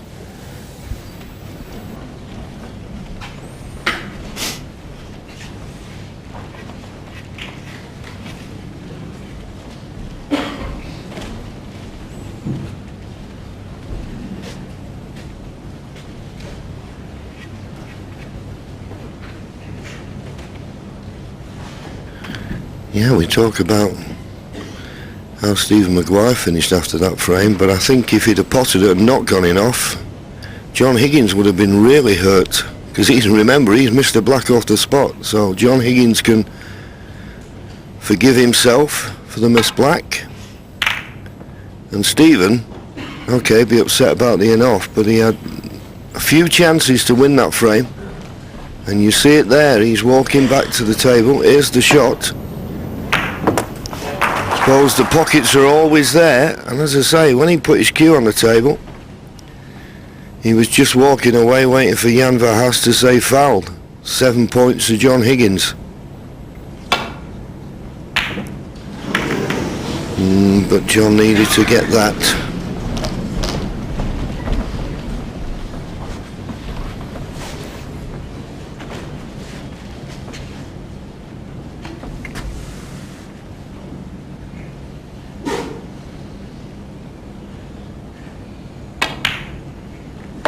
He's been very fortunate there, Mr. Maguire, because John Higgins, Mr. Pot, you'd expect him to have got, so the poor safety has gone straight out of his mind. And there's at least 5 reds that are potable at least before he has to worry about going into them. And if what had happened in the last frame hadn't have happened, I'd have fancied him to score quite heavily here as he settled. We'll find out. 3.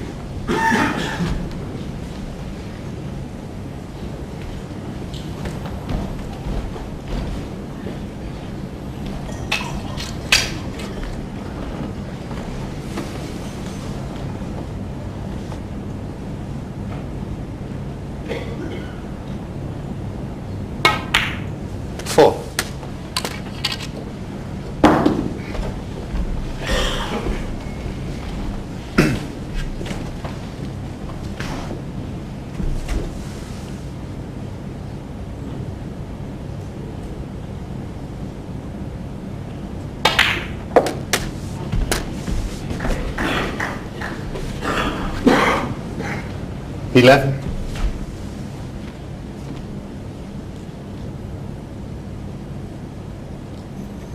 This is now looking a good 12. opportunity, isn't it? There's 2 reds over the middle, the one to the right of the pink. There's one at the bottom of the pack now he can play for if he has the angle, just to stun on it. He's got to force it on and off the cushion, I think, if he wants to play that. He decided to hold it, but as you can see, he's low on it now, so he's going to have to force through the pack to get onto the black. 19.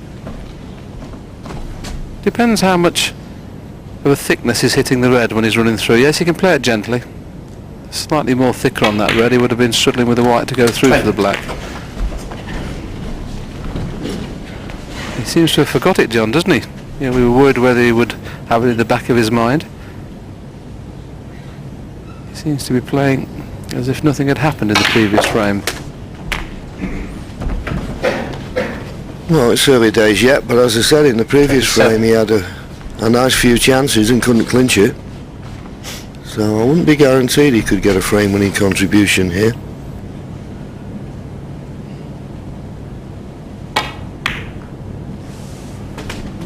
$28.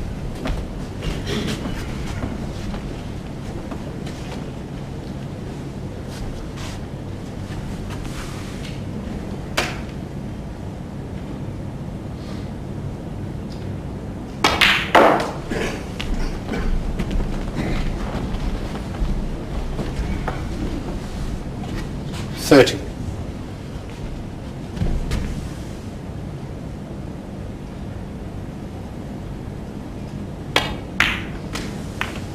$31. Well, he's played for the black. Not certain which red he's going to play for now, though. Unless he decides to go into the cluster. He can't just pop the black and go down the right-hand side of the table as we look, because there'll be no red available. So he'll be going into them here.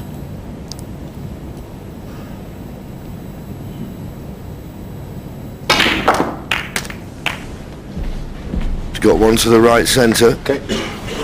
He's okay. 38.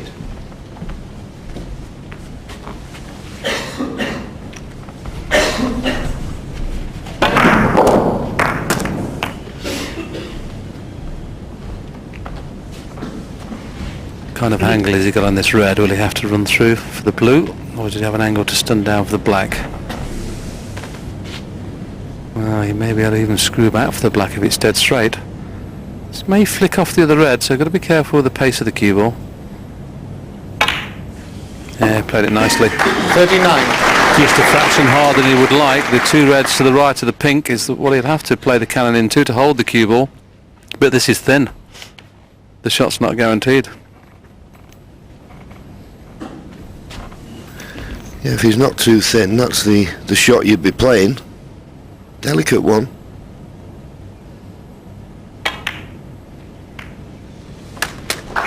Played it well.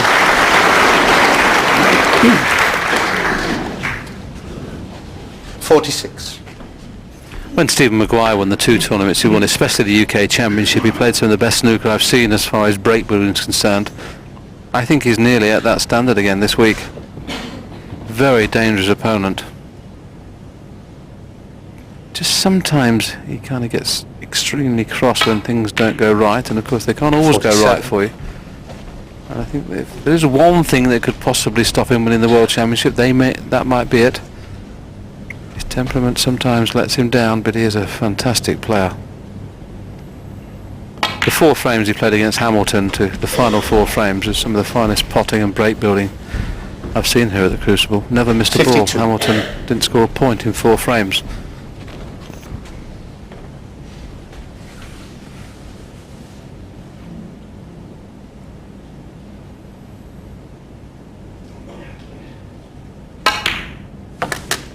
.53.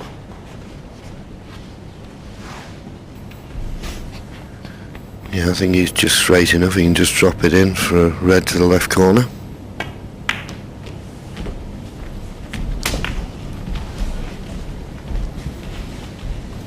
There you see it. 58 points to the lead, 75 remaining. So red colour red would be more than enough.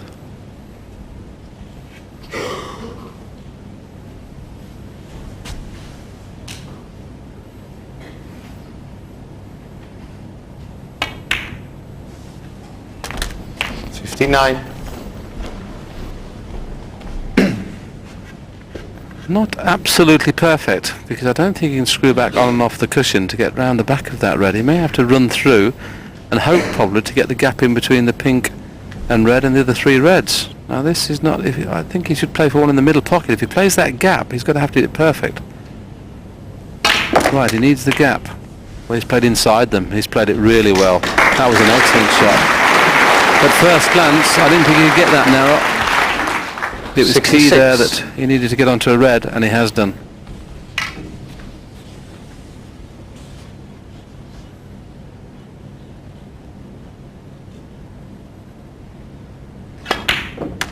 .67.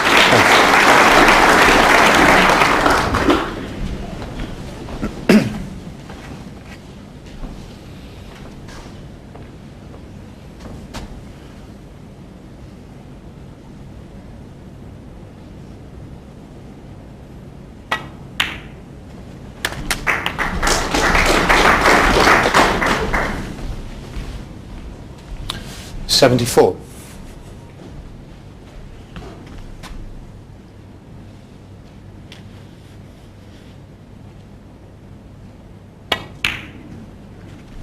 .75. Taking these really well. Okay, he made a mistake on the safety shot early on, left John Higgins a chance which John couldn't take, but he's taken these really nicely.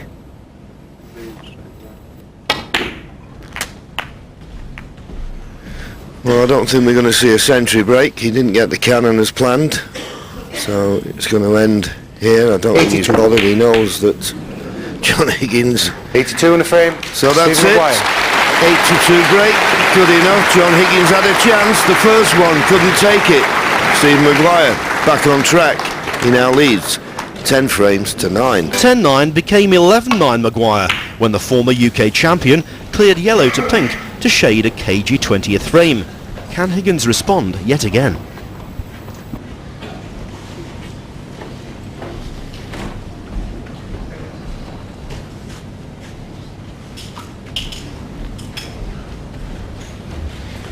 Mid-session interval over. Stephen Maguire would have certainly relaxed more than John Higgins during the mid-session interval.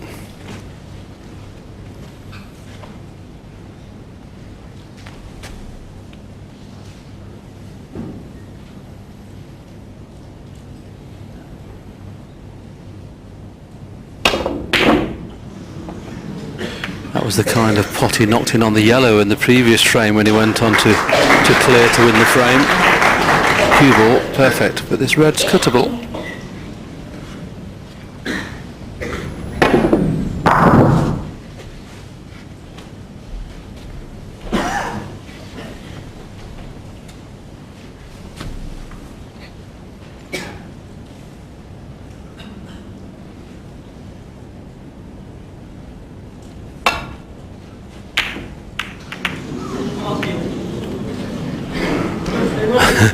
1 minute he'd left a dead straight pot in the corner after missing the red, but a couple of kisses later he's left 2 half-ball ones in the middle. Slightly more difficult than the red he would have been left, bar for that last kiss. Here's the shot he's playing. There's the kiss, look, you see, and it's just going to be perfect, and the red came in the way. But big target to get him behind the black here if he wants.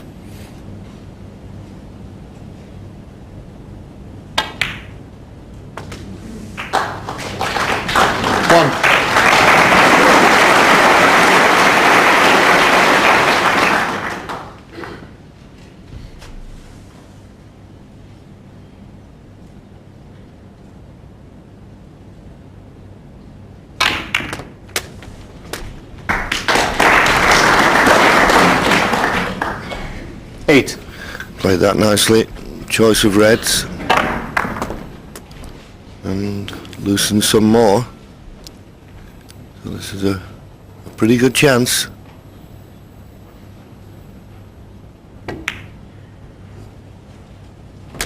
Nine.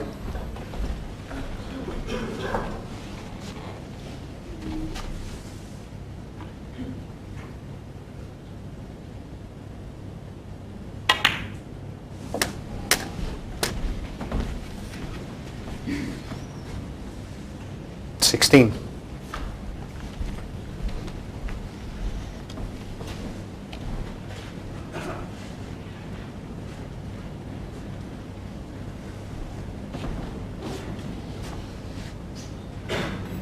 Just having a good look here.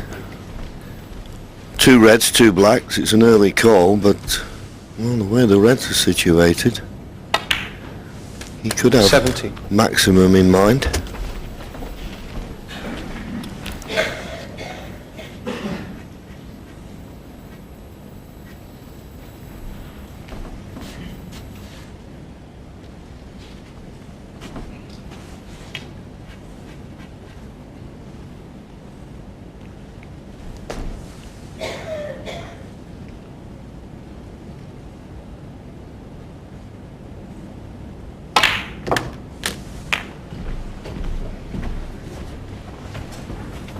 Not anymore.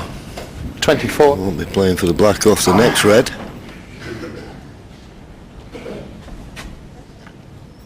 Steve Maguire, of course, knows that if he wins at least one more frame this session, he can't be behind going into the final session tomorrow, but he'll be keen on trying to win all 4. 25.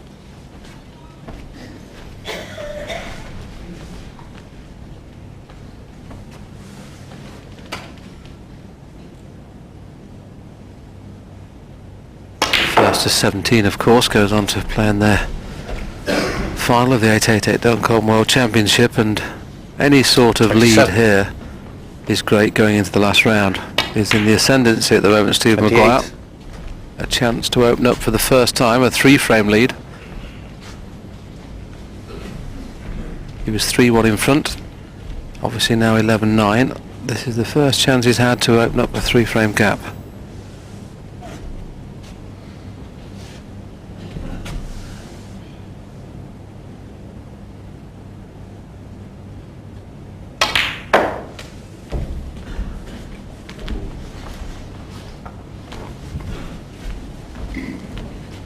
$31.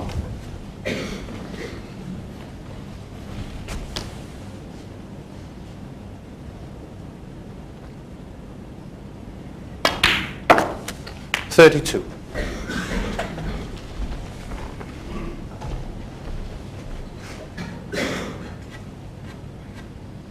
Not the perfect angle. It would like to have been just a little bit straighter so he could just run through around 2 cushions for choice of 2 reds in the opposite corner to the one he's playing the black in. The fact that he's finished quite high on this, he may have to find an alternative route for position. There you see the angle, it's not great.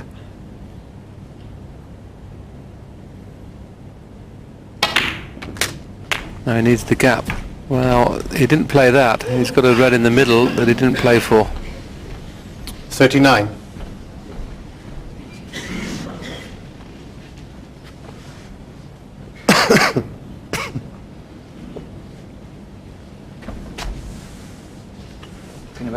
Sure.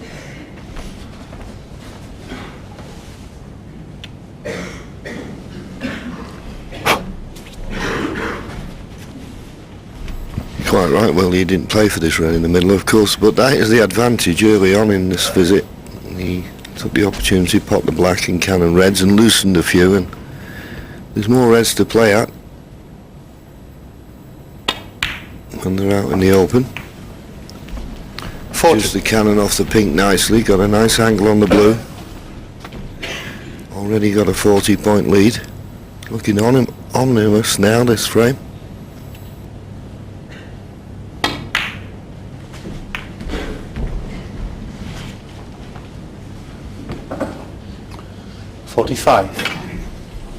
John Higgins can only look on, knowing that he had one break of 50 plus in the 4 frames of the evening session so far. Lost that mini session 3-1. Looks like possibly going 4-1 behind on the evening now. But he really does need to stop the rot and get his hand on the board and score a sizable break.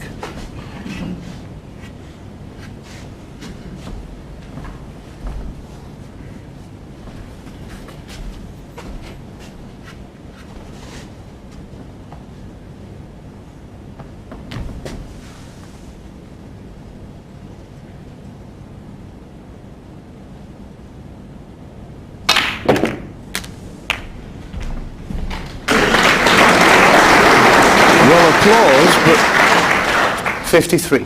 it's gone a little bit awkward. Could have certainly hoped for better than that.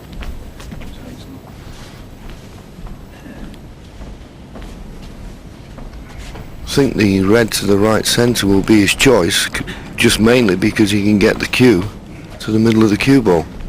The one to the right corner is hampered.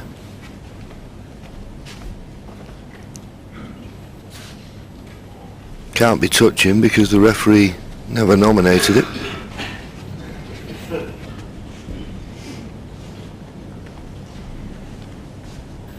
It looks as though he can't get through to either of them. This is tricky.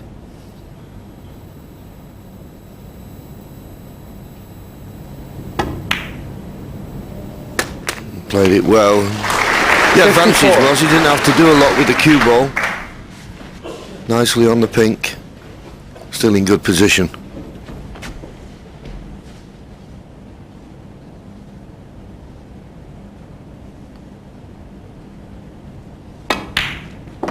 We had a 51-minute frame, the previous frame. This one is going to be very, very quick. We're only coming up to 8 minutes and we're already at the point where the frame's nearly over. And this is the kind of snooker we expected more from these two great break builders, but the safety play in the first half, okay, it may have been sometimes a little slow to watch, but the safety play was top draw.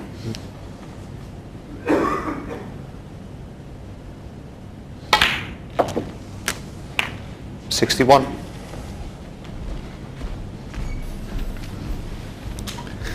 Pot the blue to go 66 points in front. So just one red needed after this.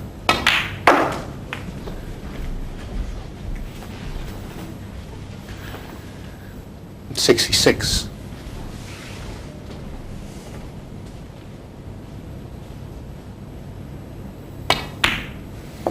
$67. 67 in front, just 59 left. Black to come.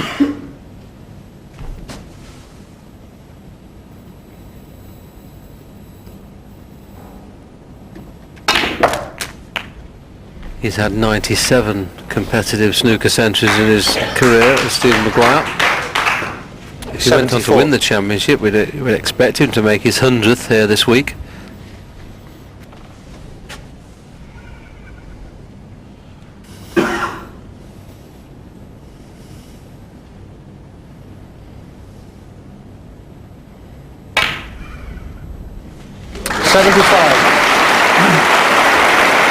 Maybe a chance of that century now.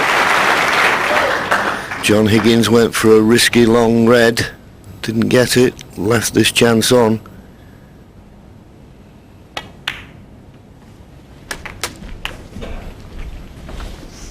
Desperate to get a chance early on, John, and this was risky. 82. Because the cue ball was always careering into other reds, so it was a must pot.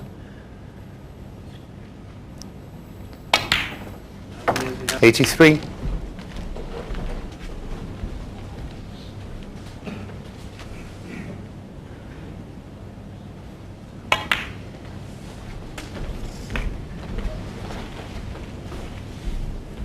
$88. This could be the 55th Crucible century here this year, and his 7th of the tournament, so he's been one of the leading 89. break builders in this tournament without doubt. Mark Selby, I think, is on 7.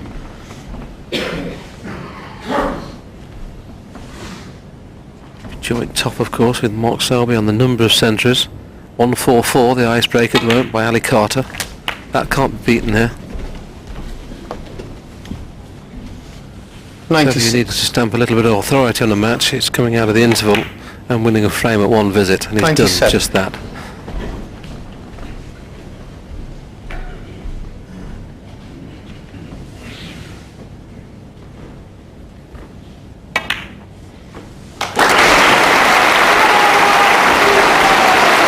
Well, top draw, break building from the young 104. Scot. There's 3 more frames in this session after this one. 106. 3 frame advantage he's got now. Can he press on from here, or can John Higgins dig deep and find something? He knows his opponent. He's known since frame 1 of this match. His opponent's in tremendous form. 113. He's hung on for 2 sessions, John Higgins. 118. But we always knew that this was going to be the vital session. Could anyone stretch into a lead? And Steve Maguire's doing that. 124.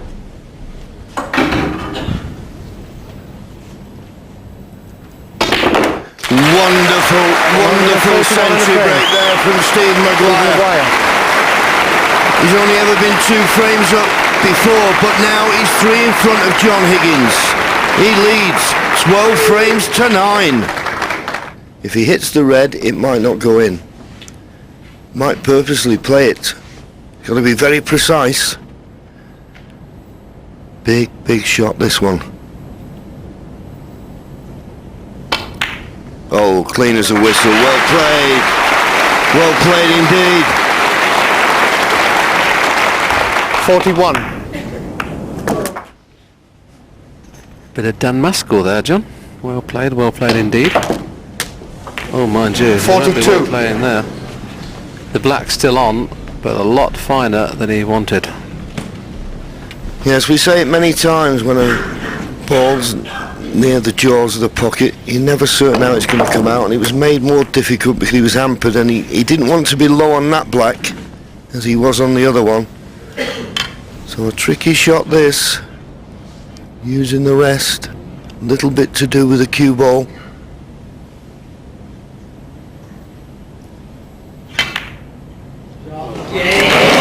What's he on? He's potted the black. What is he on? 49.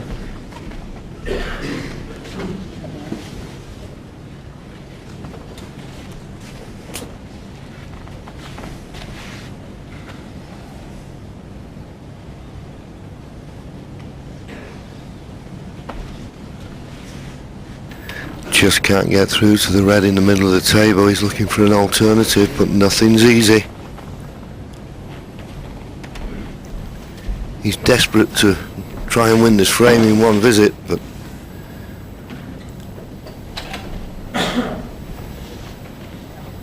he's just working out the question of risk and reward. Well, there we go, right behind it. He might just be able to pot it.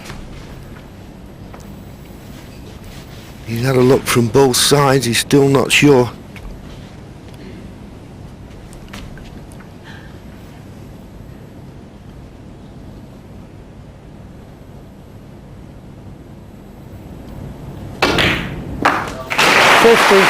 Well, in the end, he convinced himself that he could see enough of it and couldn't have played it any better.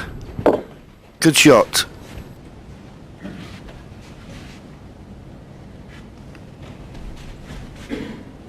Many times in commentating on John Higgins, I've been amazed at some of the things he's done. Lost the 2 previous frames before the interval, sat out a 1-3-1 in the first frame after the interval, and having scored precious little all evening, he looks like winning the frame at 57. one visit. Top draw.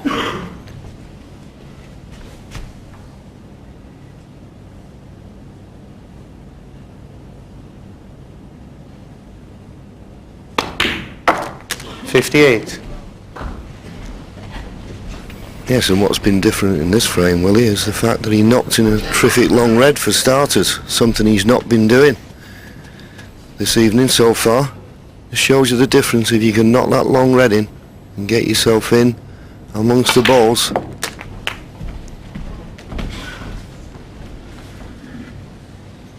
Yes, not many players can dig deep when it all looks a little bit forlorn, i.e. he's not putting long balls, he hasn't been scoring, your opponent's just knocked a 1-3-1 in. You've got to have something a little bit special to reply like this. This was the opening red, reds he hadn't knocked in all evening. You've got to have a big heart, and you've got to have plenty of ability. He's got both. The blue to go 71 points in front with only 67 left, so no heroics here.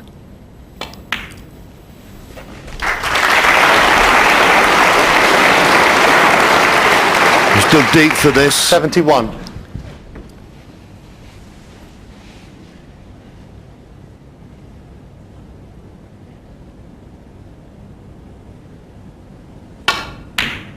$72.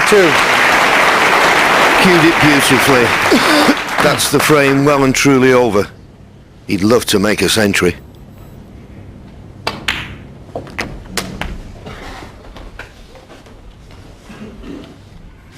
$79.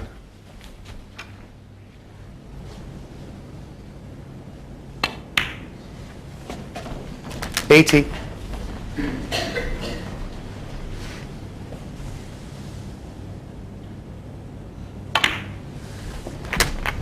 John Higgins on the catch-up as far as the centuries are concerned. 87. If he does get one here, it will be his 6th. 56th of the 88. tournament if he gets one.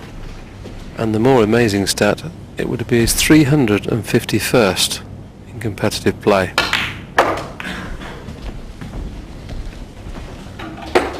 The man occasionally is a machine. 93.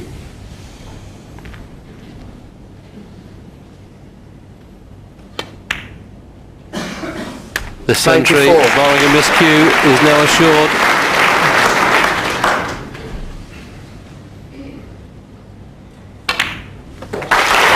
Having sat out a break of 1-3-1, having lost the previous 2 frames prior to that, this has been sheer guts from John Higgins. Wonderful. 102. Probably going round the back of the black here, so he's got to be a little bit careful. Well, he played it off one cushion. Didn't want to risk going round the back of it. 107. Can we have back-to-back total clearances? One from each player?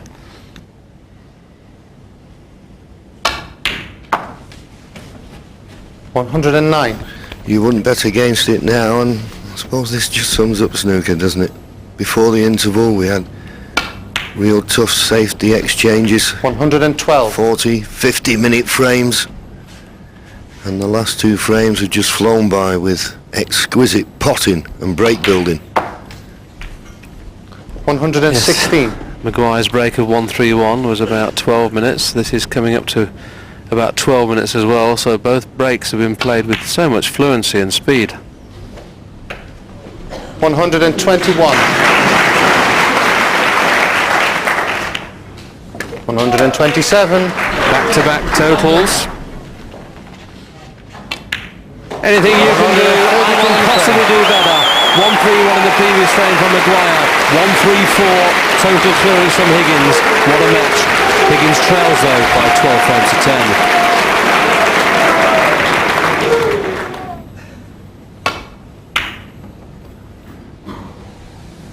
10. John Higgins gets frame number 23 underway. This frame and one more. that will complete this third session. Just one session left after this one, and that's tomorrow afternoon.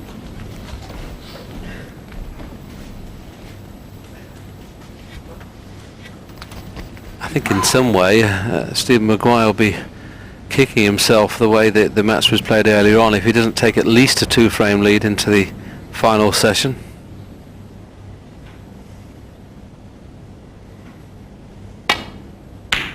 Oh, magnificent.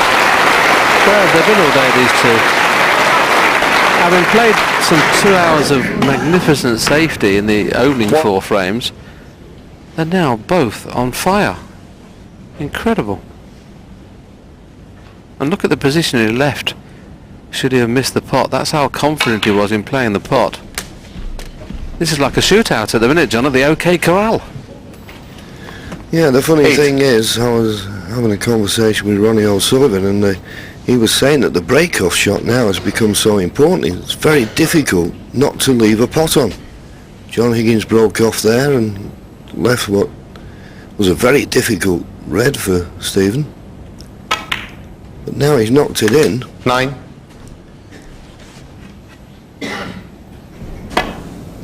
Beautifully struck right in the heart of the pocket. So unless you get it really safe, then you're really leaving yourself open for somebody knocking in a sizable break, and you've done nothing wrong. You broke off, you've got near the baulk cushion. 70. But the standard today is frightening, really. Put so much pressure on every safety shot, including the break-off.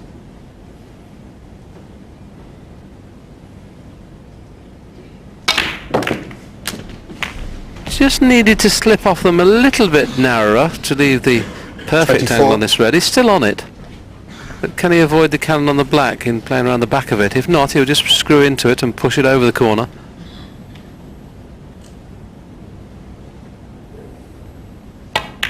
Yes, he felt he could get behind it, and he's 25. played it well.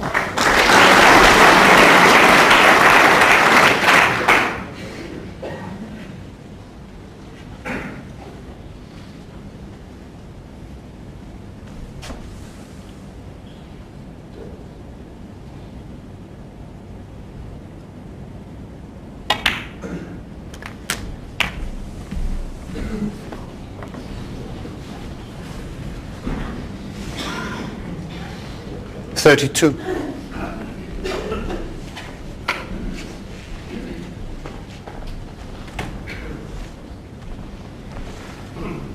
Yes, Maguire made a break of 1-3-1 first frame after the interval, not off the break-off, but the last 2 break-offs there have been long pots potted, but he's run out of position here.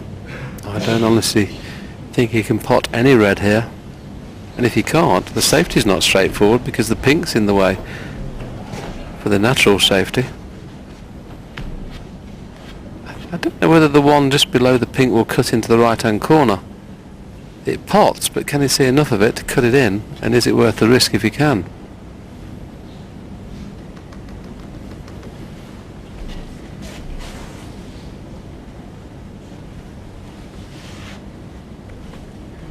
And it appears that the pink's in the way, otherwise he'd have got down and played this.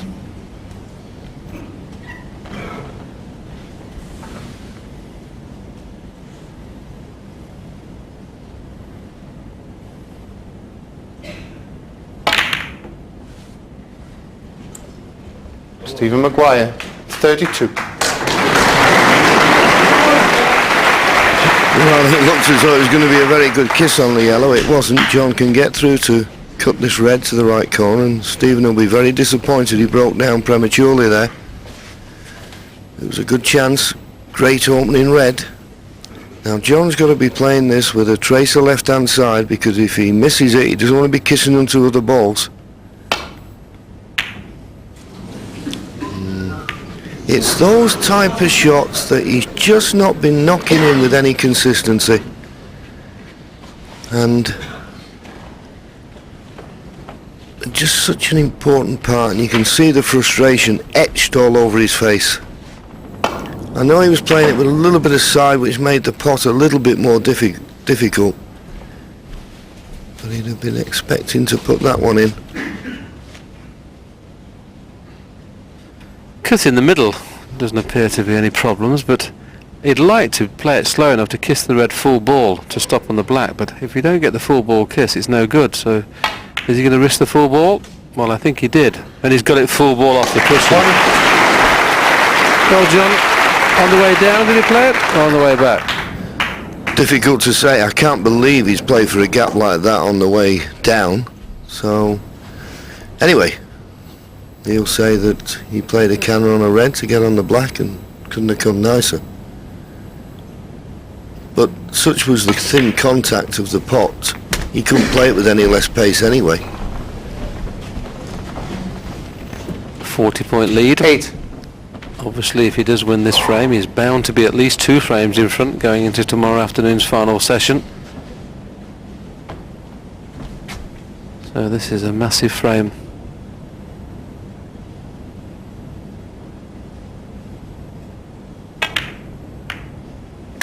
Played a series of little kisses, the last couple of shots. Both of them have been perfect.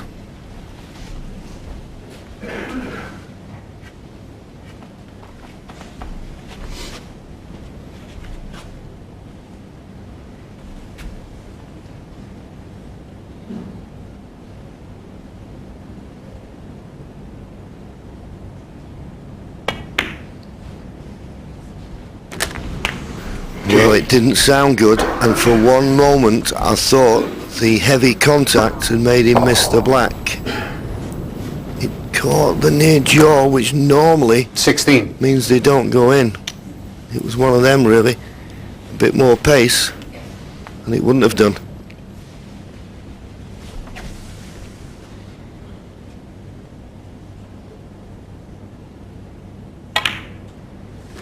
$17.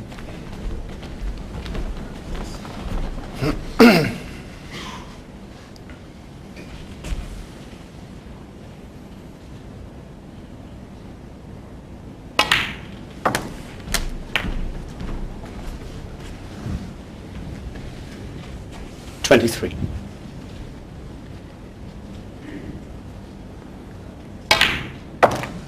$24.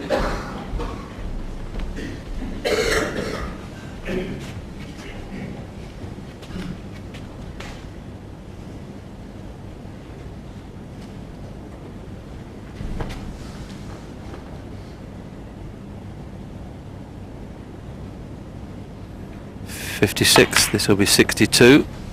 So 2 more reds and colours, and a remarkable run of 3 frames of high quality break building. 30.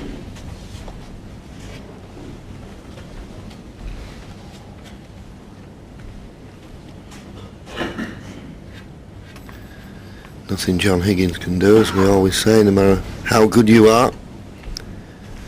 When you're sat in your seat, you just have to sit and watch.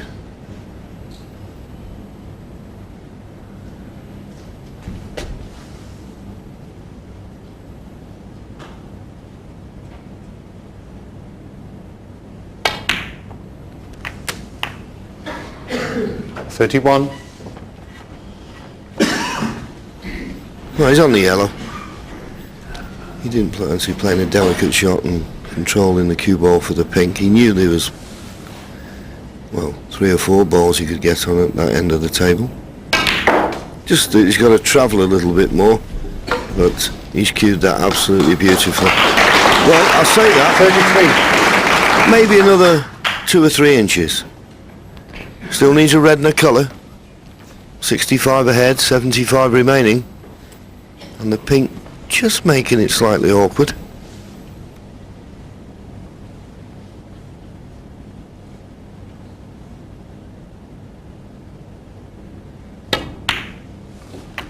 $34. But solid as a rock. So the black to go 73 points in front with only 67 left on the table. Another frame could be won in one visit here.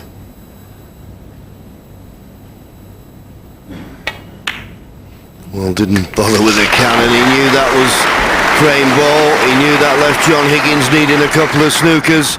41. Birdied the black.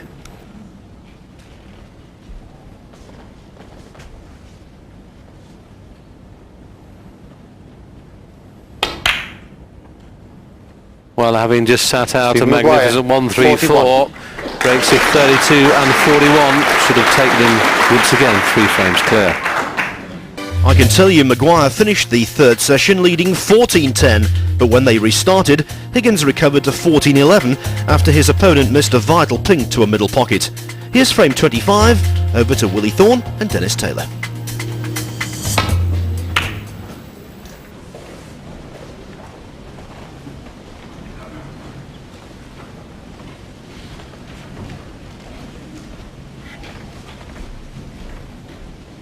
Steve Maguire's no bow tie. There's Cliff Wilson, the late great Cliff Wilson. What a potter he was. I'm sure our viewers remember Cliff. He was another one that had an exemption for a bow tie.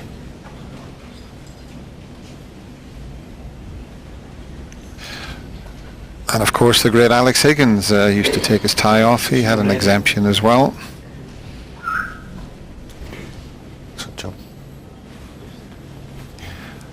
And there's someone in John's line of sight here.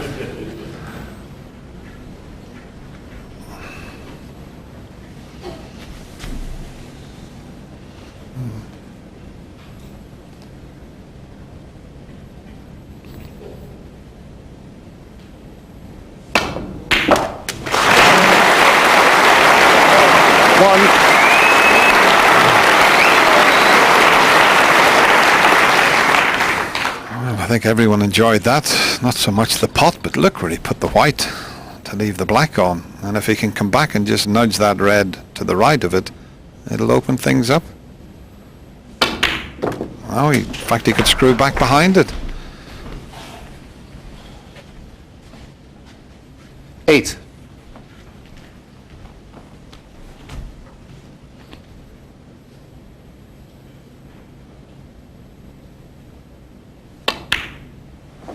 Nine. Well, you just feel, Willie, that there's quite a bit of snooker to be played in this semi-final yet. Well, after pinching that last frame, John Higgins' confidence would have grown, I would think, 30 or 40%. Because it's a frame, I'm sure, that when Maguire was down on the pink, that he felt that he was going to go some 15-10 behind, and it was a real body blow for Maguire. And that first long ready knocked 17. in. That will build confidence. He just hung on to his curtails yesterday, Dennis. I had the pleasure of commentating on the previous session, and 14-10 was just about right, I think, and Higgins was hanging on in there. A lot of players would have got beat by more than 6-2 yesterday. But he's one of those players, isn't he? He never gives up, gives it 110% every shot. And should he win this frame, it goes without saying, he's right back into it.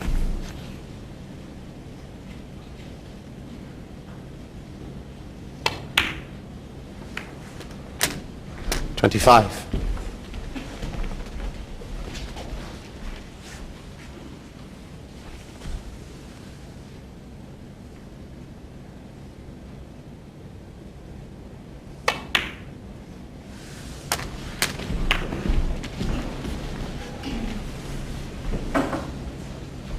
$32.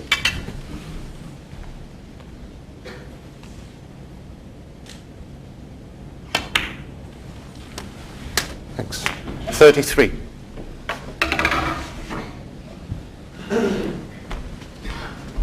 got the 2 loose reds that he can play to into either the corner or the middle. He's just looking to see if they pot in the right hand middle as well. Doesn't have an angle from the black to go into them, so he'll be playing for the 2 loose reds.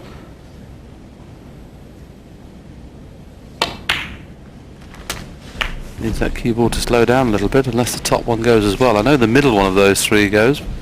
40. I presume the top one must do, because he wouldn't have overrun it by that far.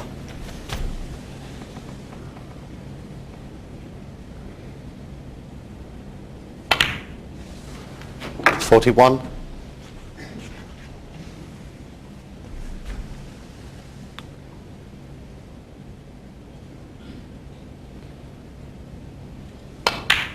Of the top 4 players, and Higgins is a fantastic break builder. He break builds completely different to 48. a Stephen Hendry or a Ronnie O'Sullivan. A lot of times John will play the aggressive shot into the bunch a lot of the times, but Early on he won't. He'd tend to clear 49. clear the loose ones first.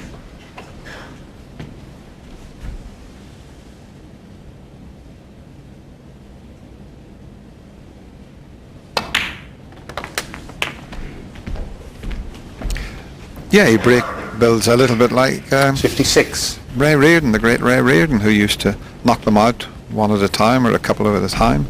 John will go into them, but yeah, you're right, well, he wouldn't go in as quickly as Ronnie O'Sullivan or Stephen Hendry. Let that 57. slip away. Might still be able to get to the black.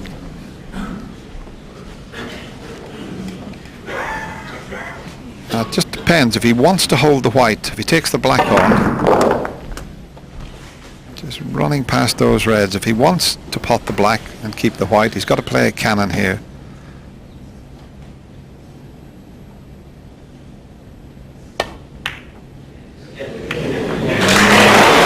Very well played.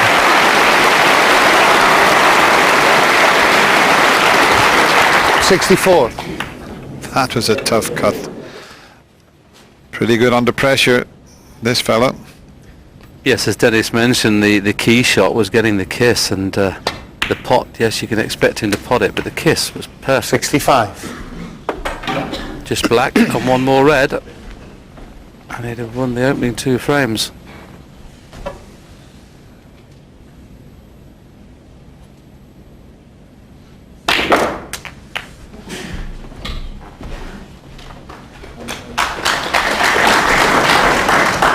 '72.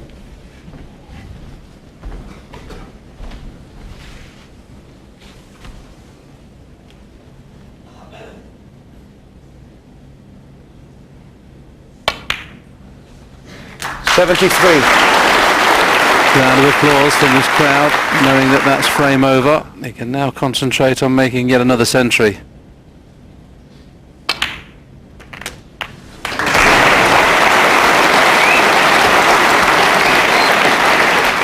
'80.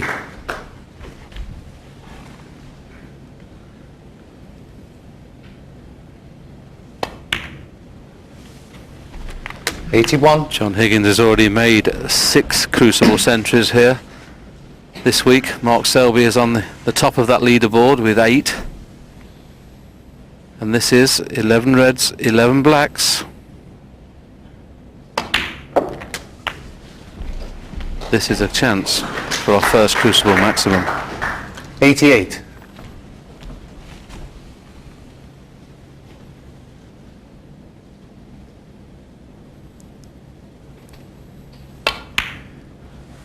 '89.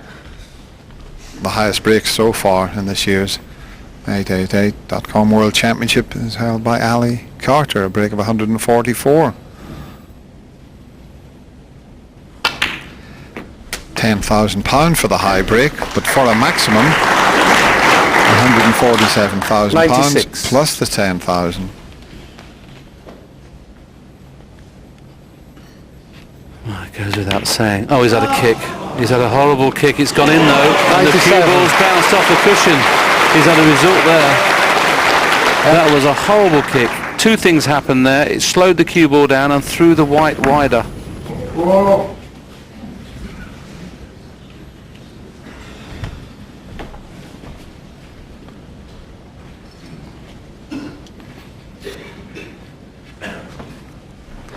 If he can't hold at the angle he's finished at, if he can't hold for that red near the pink, he's got to get all the way around the angles. That kick could have been very costly for John.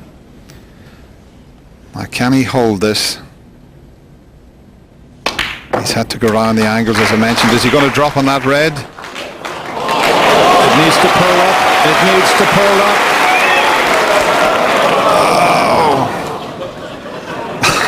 104. Settle down, please. Settle down. Thank you. Just a fraction. I don't think he can hold for the black. The red pots, but look at the angle he's going at. He knew it wasn't in. 104. What a terrible shame. The kick actually cost him a possible 147. Maguire, as you would expect, having losing the first two frames, has gone out of the auditorium.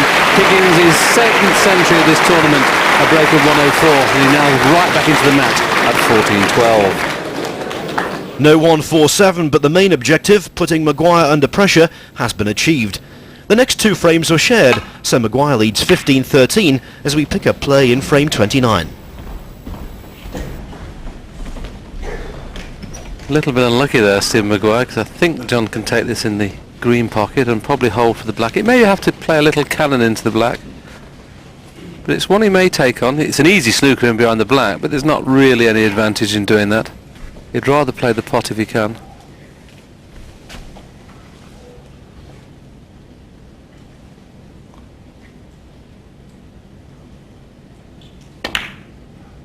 Well, he felt he could hold for the black. Is the red in?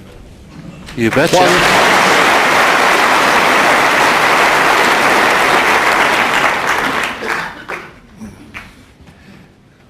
He's so close to the black with the white, but he couldn't do anything else. But if he gets the little cannon on the red here and pots the black, he will open things really. Is it there? He's overdone it. He's overcut it. That John was Higgins difficult. 1. And there may be a long red for Stephen Maguire to go at, up into the corner.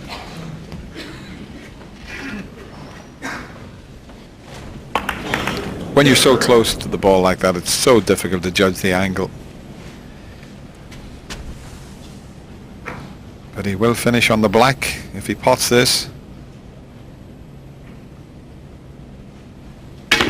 Oh, what a time to miscue. Wow, that is amazing. He was playing it with a lot of screw just to bring it back. You can see how low, and he just seemed to dip a bit on it.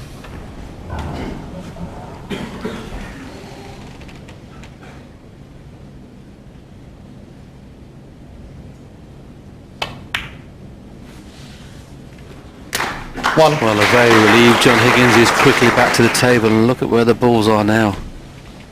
Black will be on its spot within 3 or 4 shots time, maybe even earlier, and this is a great chance to get back within one.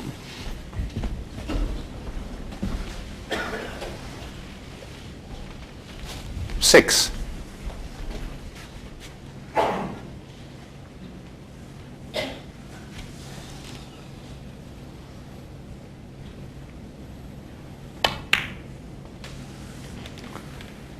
Seven.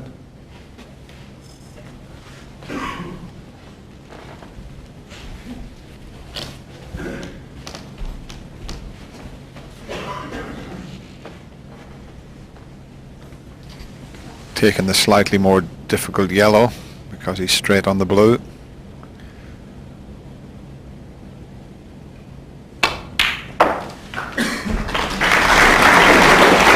a bad idea to get the black away from that pocket when he gets a chance.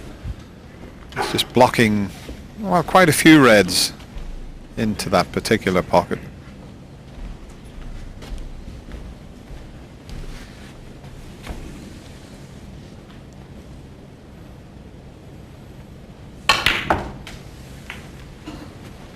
In fact, he may take the chance 10. now to pot the black, and he can cannon the reds near the pink.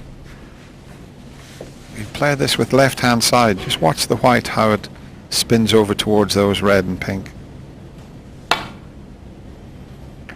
I don't think he played to hit it that thin. I don't think he played the cannon onto the reds, but he certainly didn't play to hit it that thin. 17.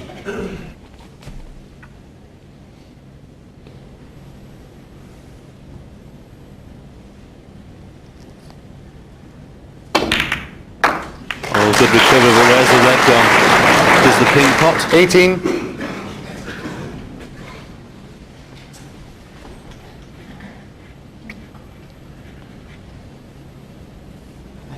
Pink ball.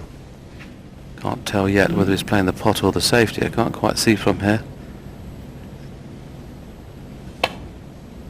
Well, he's played the pot and it's in. What a fantastic shot. Under pressure, Dennis. That was up there with the very best.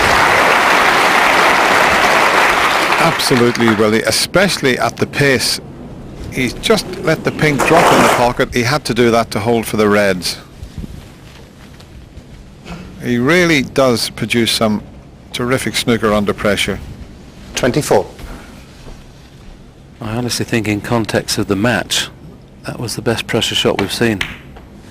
That was first class. 25. Deserve what you get now from that, a shot like that.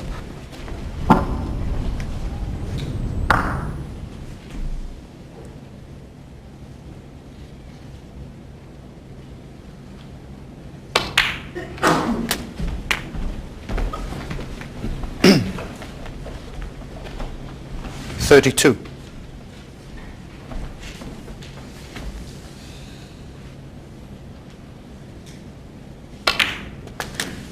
$33.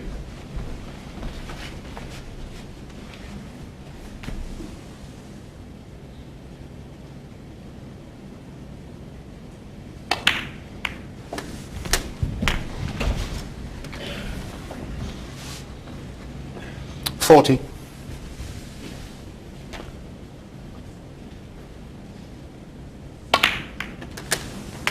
$41.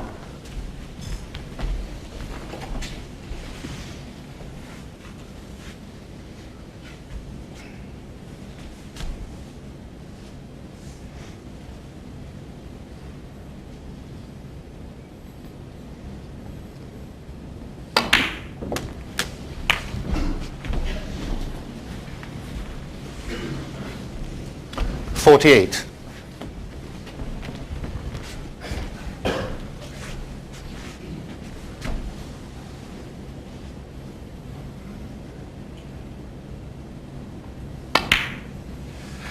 Would just 49. go that red.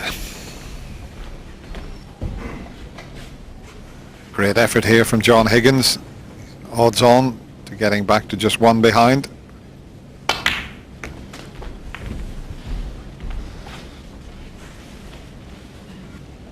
$54.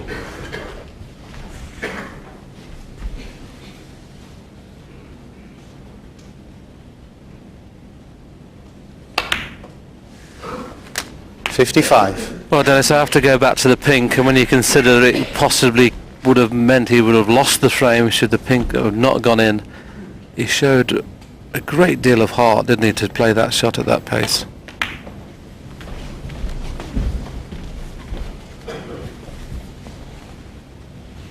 $60. Cuba. Okay.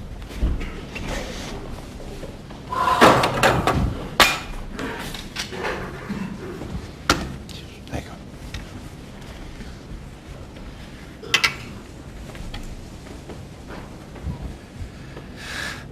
Yeah, it's fascinating stuff here. Thank you. 61.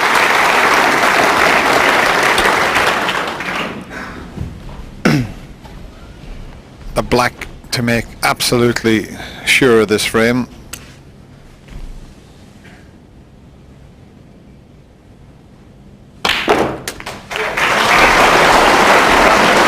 a couple of cracking pots in this break. 68.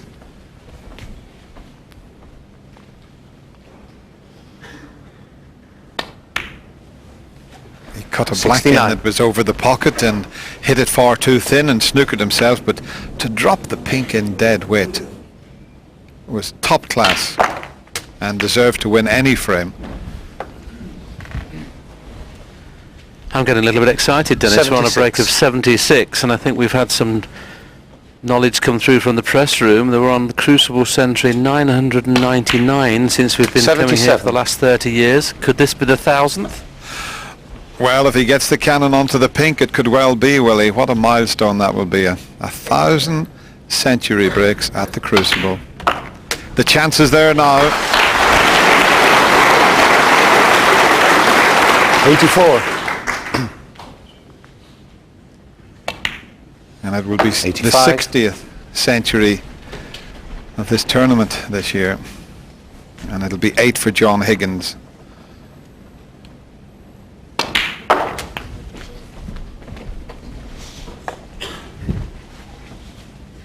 $91.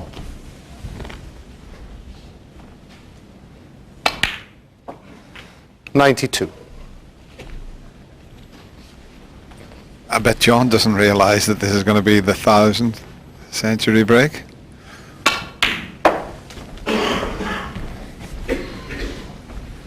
I'm sure the Crucible crowd who are listening to our 95. commentary will realise this is a little bit special to make the 1000th, and it'll be remembered and down in the history. 97. Yeah, they have headsets, some of the people in the Crucible here, they can hear the BBC's commentary. 100.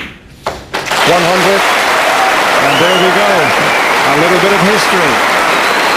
1000 century breaks at the Crucible Theatre. 104.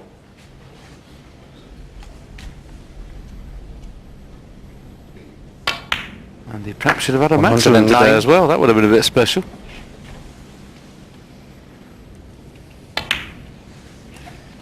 115. He really does produce it when he's under pressure. 120. One behind again. Stephen Maguire leads John Higgins 15 frames to 14. The Higgins comeback continued.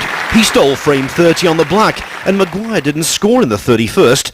What a turnaround. Higgins now leads 16-15 with 3 reds left in the 32nd. 8. Maguire on the ropes. Very, very well played. Maguire 15 points behind. How much more snooker's left in this frame? There could be lots.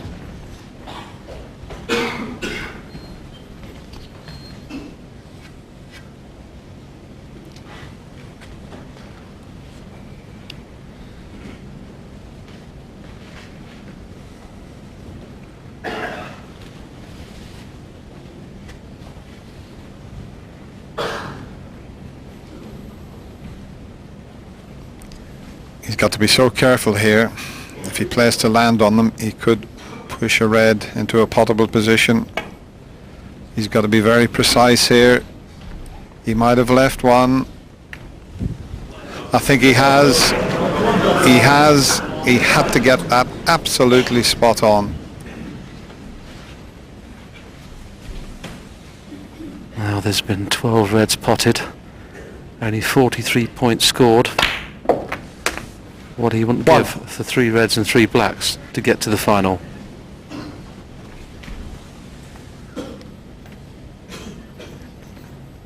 Amazing enough, Dennis, in this frame the highest break has been 8. Well, it's been a fascinating frame of snooker. A lot of 8. balls missed by both players, but this is the chance to go through to the final. He's played it well. He hasn't. 9. I thought he was going to come off the cushion with a little bit of side. Now he's got to go all the way around the angles. And this would be some shot. If he pots the black and misses the yellow and pink, he can come back up to this red here. Well, he's made sure of the black. Quick look at the scoreboard. 16. 31 the difference.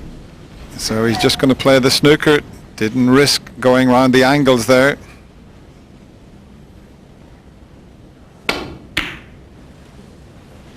John Higgins. And is that a little bit too hard?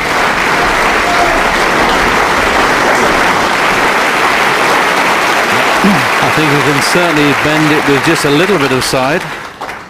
Don't know whether he can get straight through to hit it. If he can, he'd like to hit it half ball on the right hand side and play the white towards the blue and just push the red on the side cushion. But this is so dangerous at this stage, he can't afford another mistake.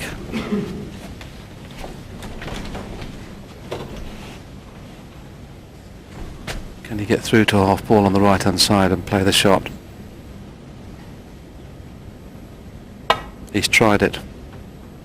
He's played it well. Has he covered it?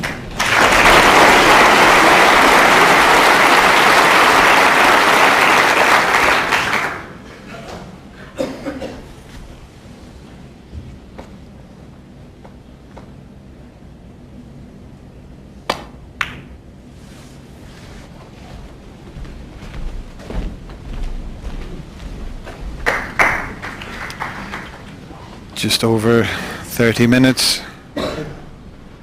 This frame, will it be the last, or will we have one more?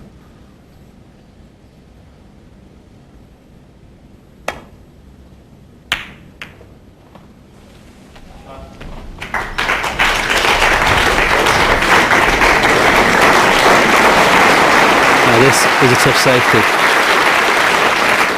Thanks. I think he can get through to it, but obviously if he can, he'll only be pushing it towards the left-hand corner.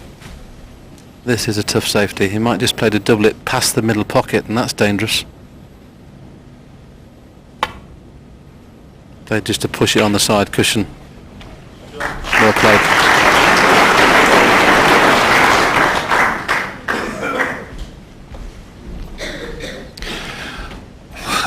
Stephen Maguire is coming round to have a look to see if the red will double into the right corner pocket.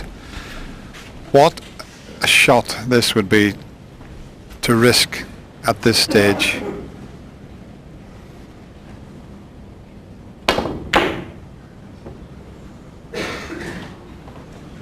He did try the double, but he'll take the result.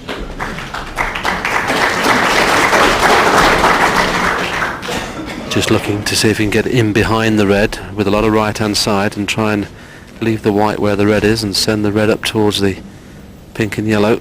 Needs to hit it full ball though, otherwise the white will come back into play.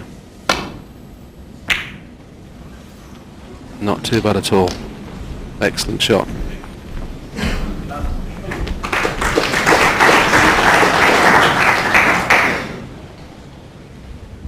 If Stephen Maguire gets a chance, he's got a pot of red and the brown are above it and all the colours to take us into a decider.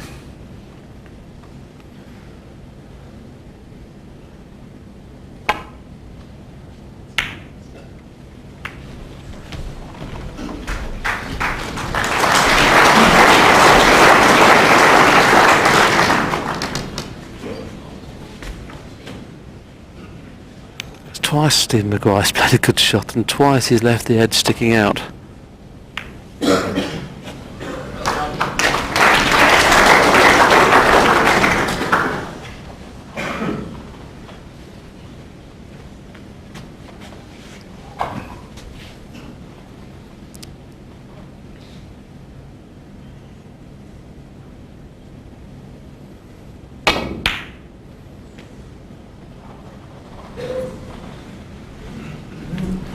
Now the red has come back up the table.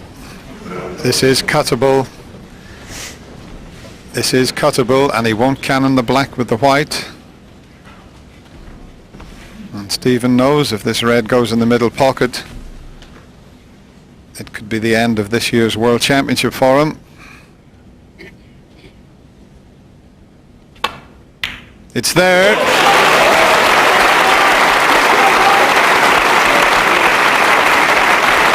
One. It's been an unbelievable battle between these two Scots. Stephen Maguire, for me, played the best snooker in this year's World Championship, but So it looks Higgins as if he's won. going to go out. I think in some ways we deserved a final frame in this match. Because Stephen Maguire, as Dennis said, played fantastic in the opening 2.5, 3 sessions. This session he's been totally outplayed, but a little unfortunate in spells. This will hurt. And you can see how much it hurts.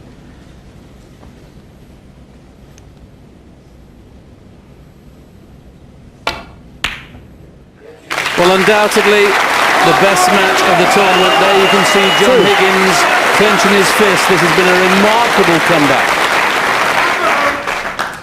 They're practice partners, they're best of friends, but that's what it meant to John Higgins. Yes, John. 5. This will be his third final here at the Crucible, Willie. He's had a win in 1998. He looks delighted. 9. Well, I really feel sorry for Stephen Maguire. This session just drifted away with him. He was a couple of shots away. He was a pink away from going 15-10 in front. 14. A pink in the middle. He missed it. He now knows his quest for this year's 888 Championship has gone. 20 for him in a What a fantastic match. John Higgins, that applause, a stunning game, ovation hard from all this well Crucible done. crowd here. One of the best matches we've seen at this year's championship without doubt. Everybody standing, a magnificent encounter. Unlucky Stephen Maguire. John Higgins goes into his third final, a winner by 17 frames to 15. A Crucible classic. Commiserations to Maguire, who afterwards said he felt numb. But well done, John Higgins, the 1998 champion, through to his third world final with a stirring fight back. But just who will Higgins play for the title? The other semi-final is also a battle of friends. Sean Murphy against qualifier Mark Selby. You can see that contest unfold in our next show.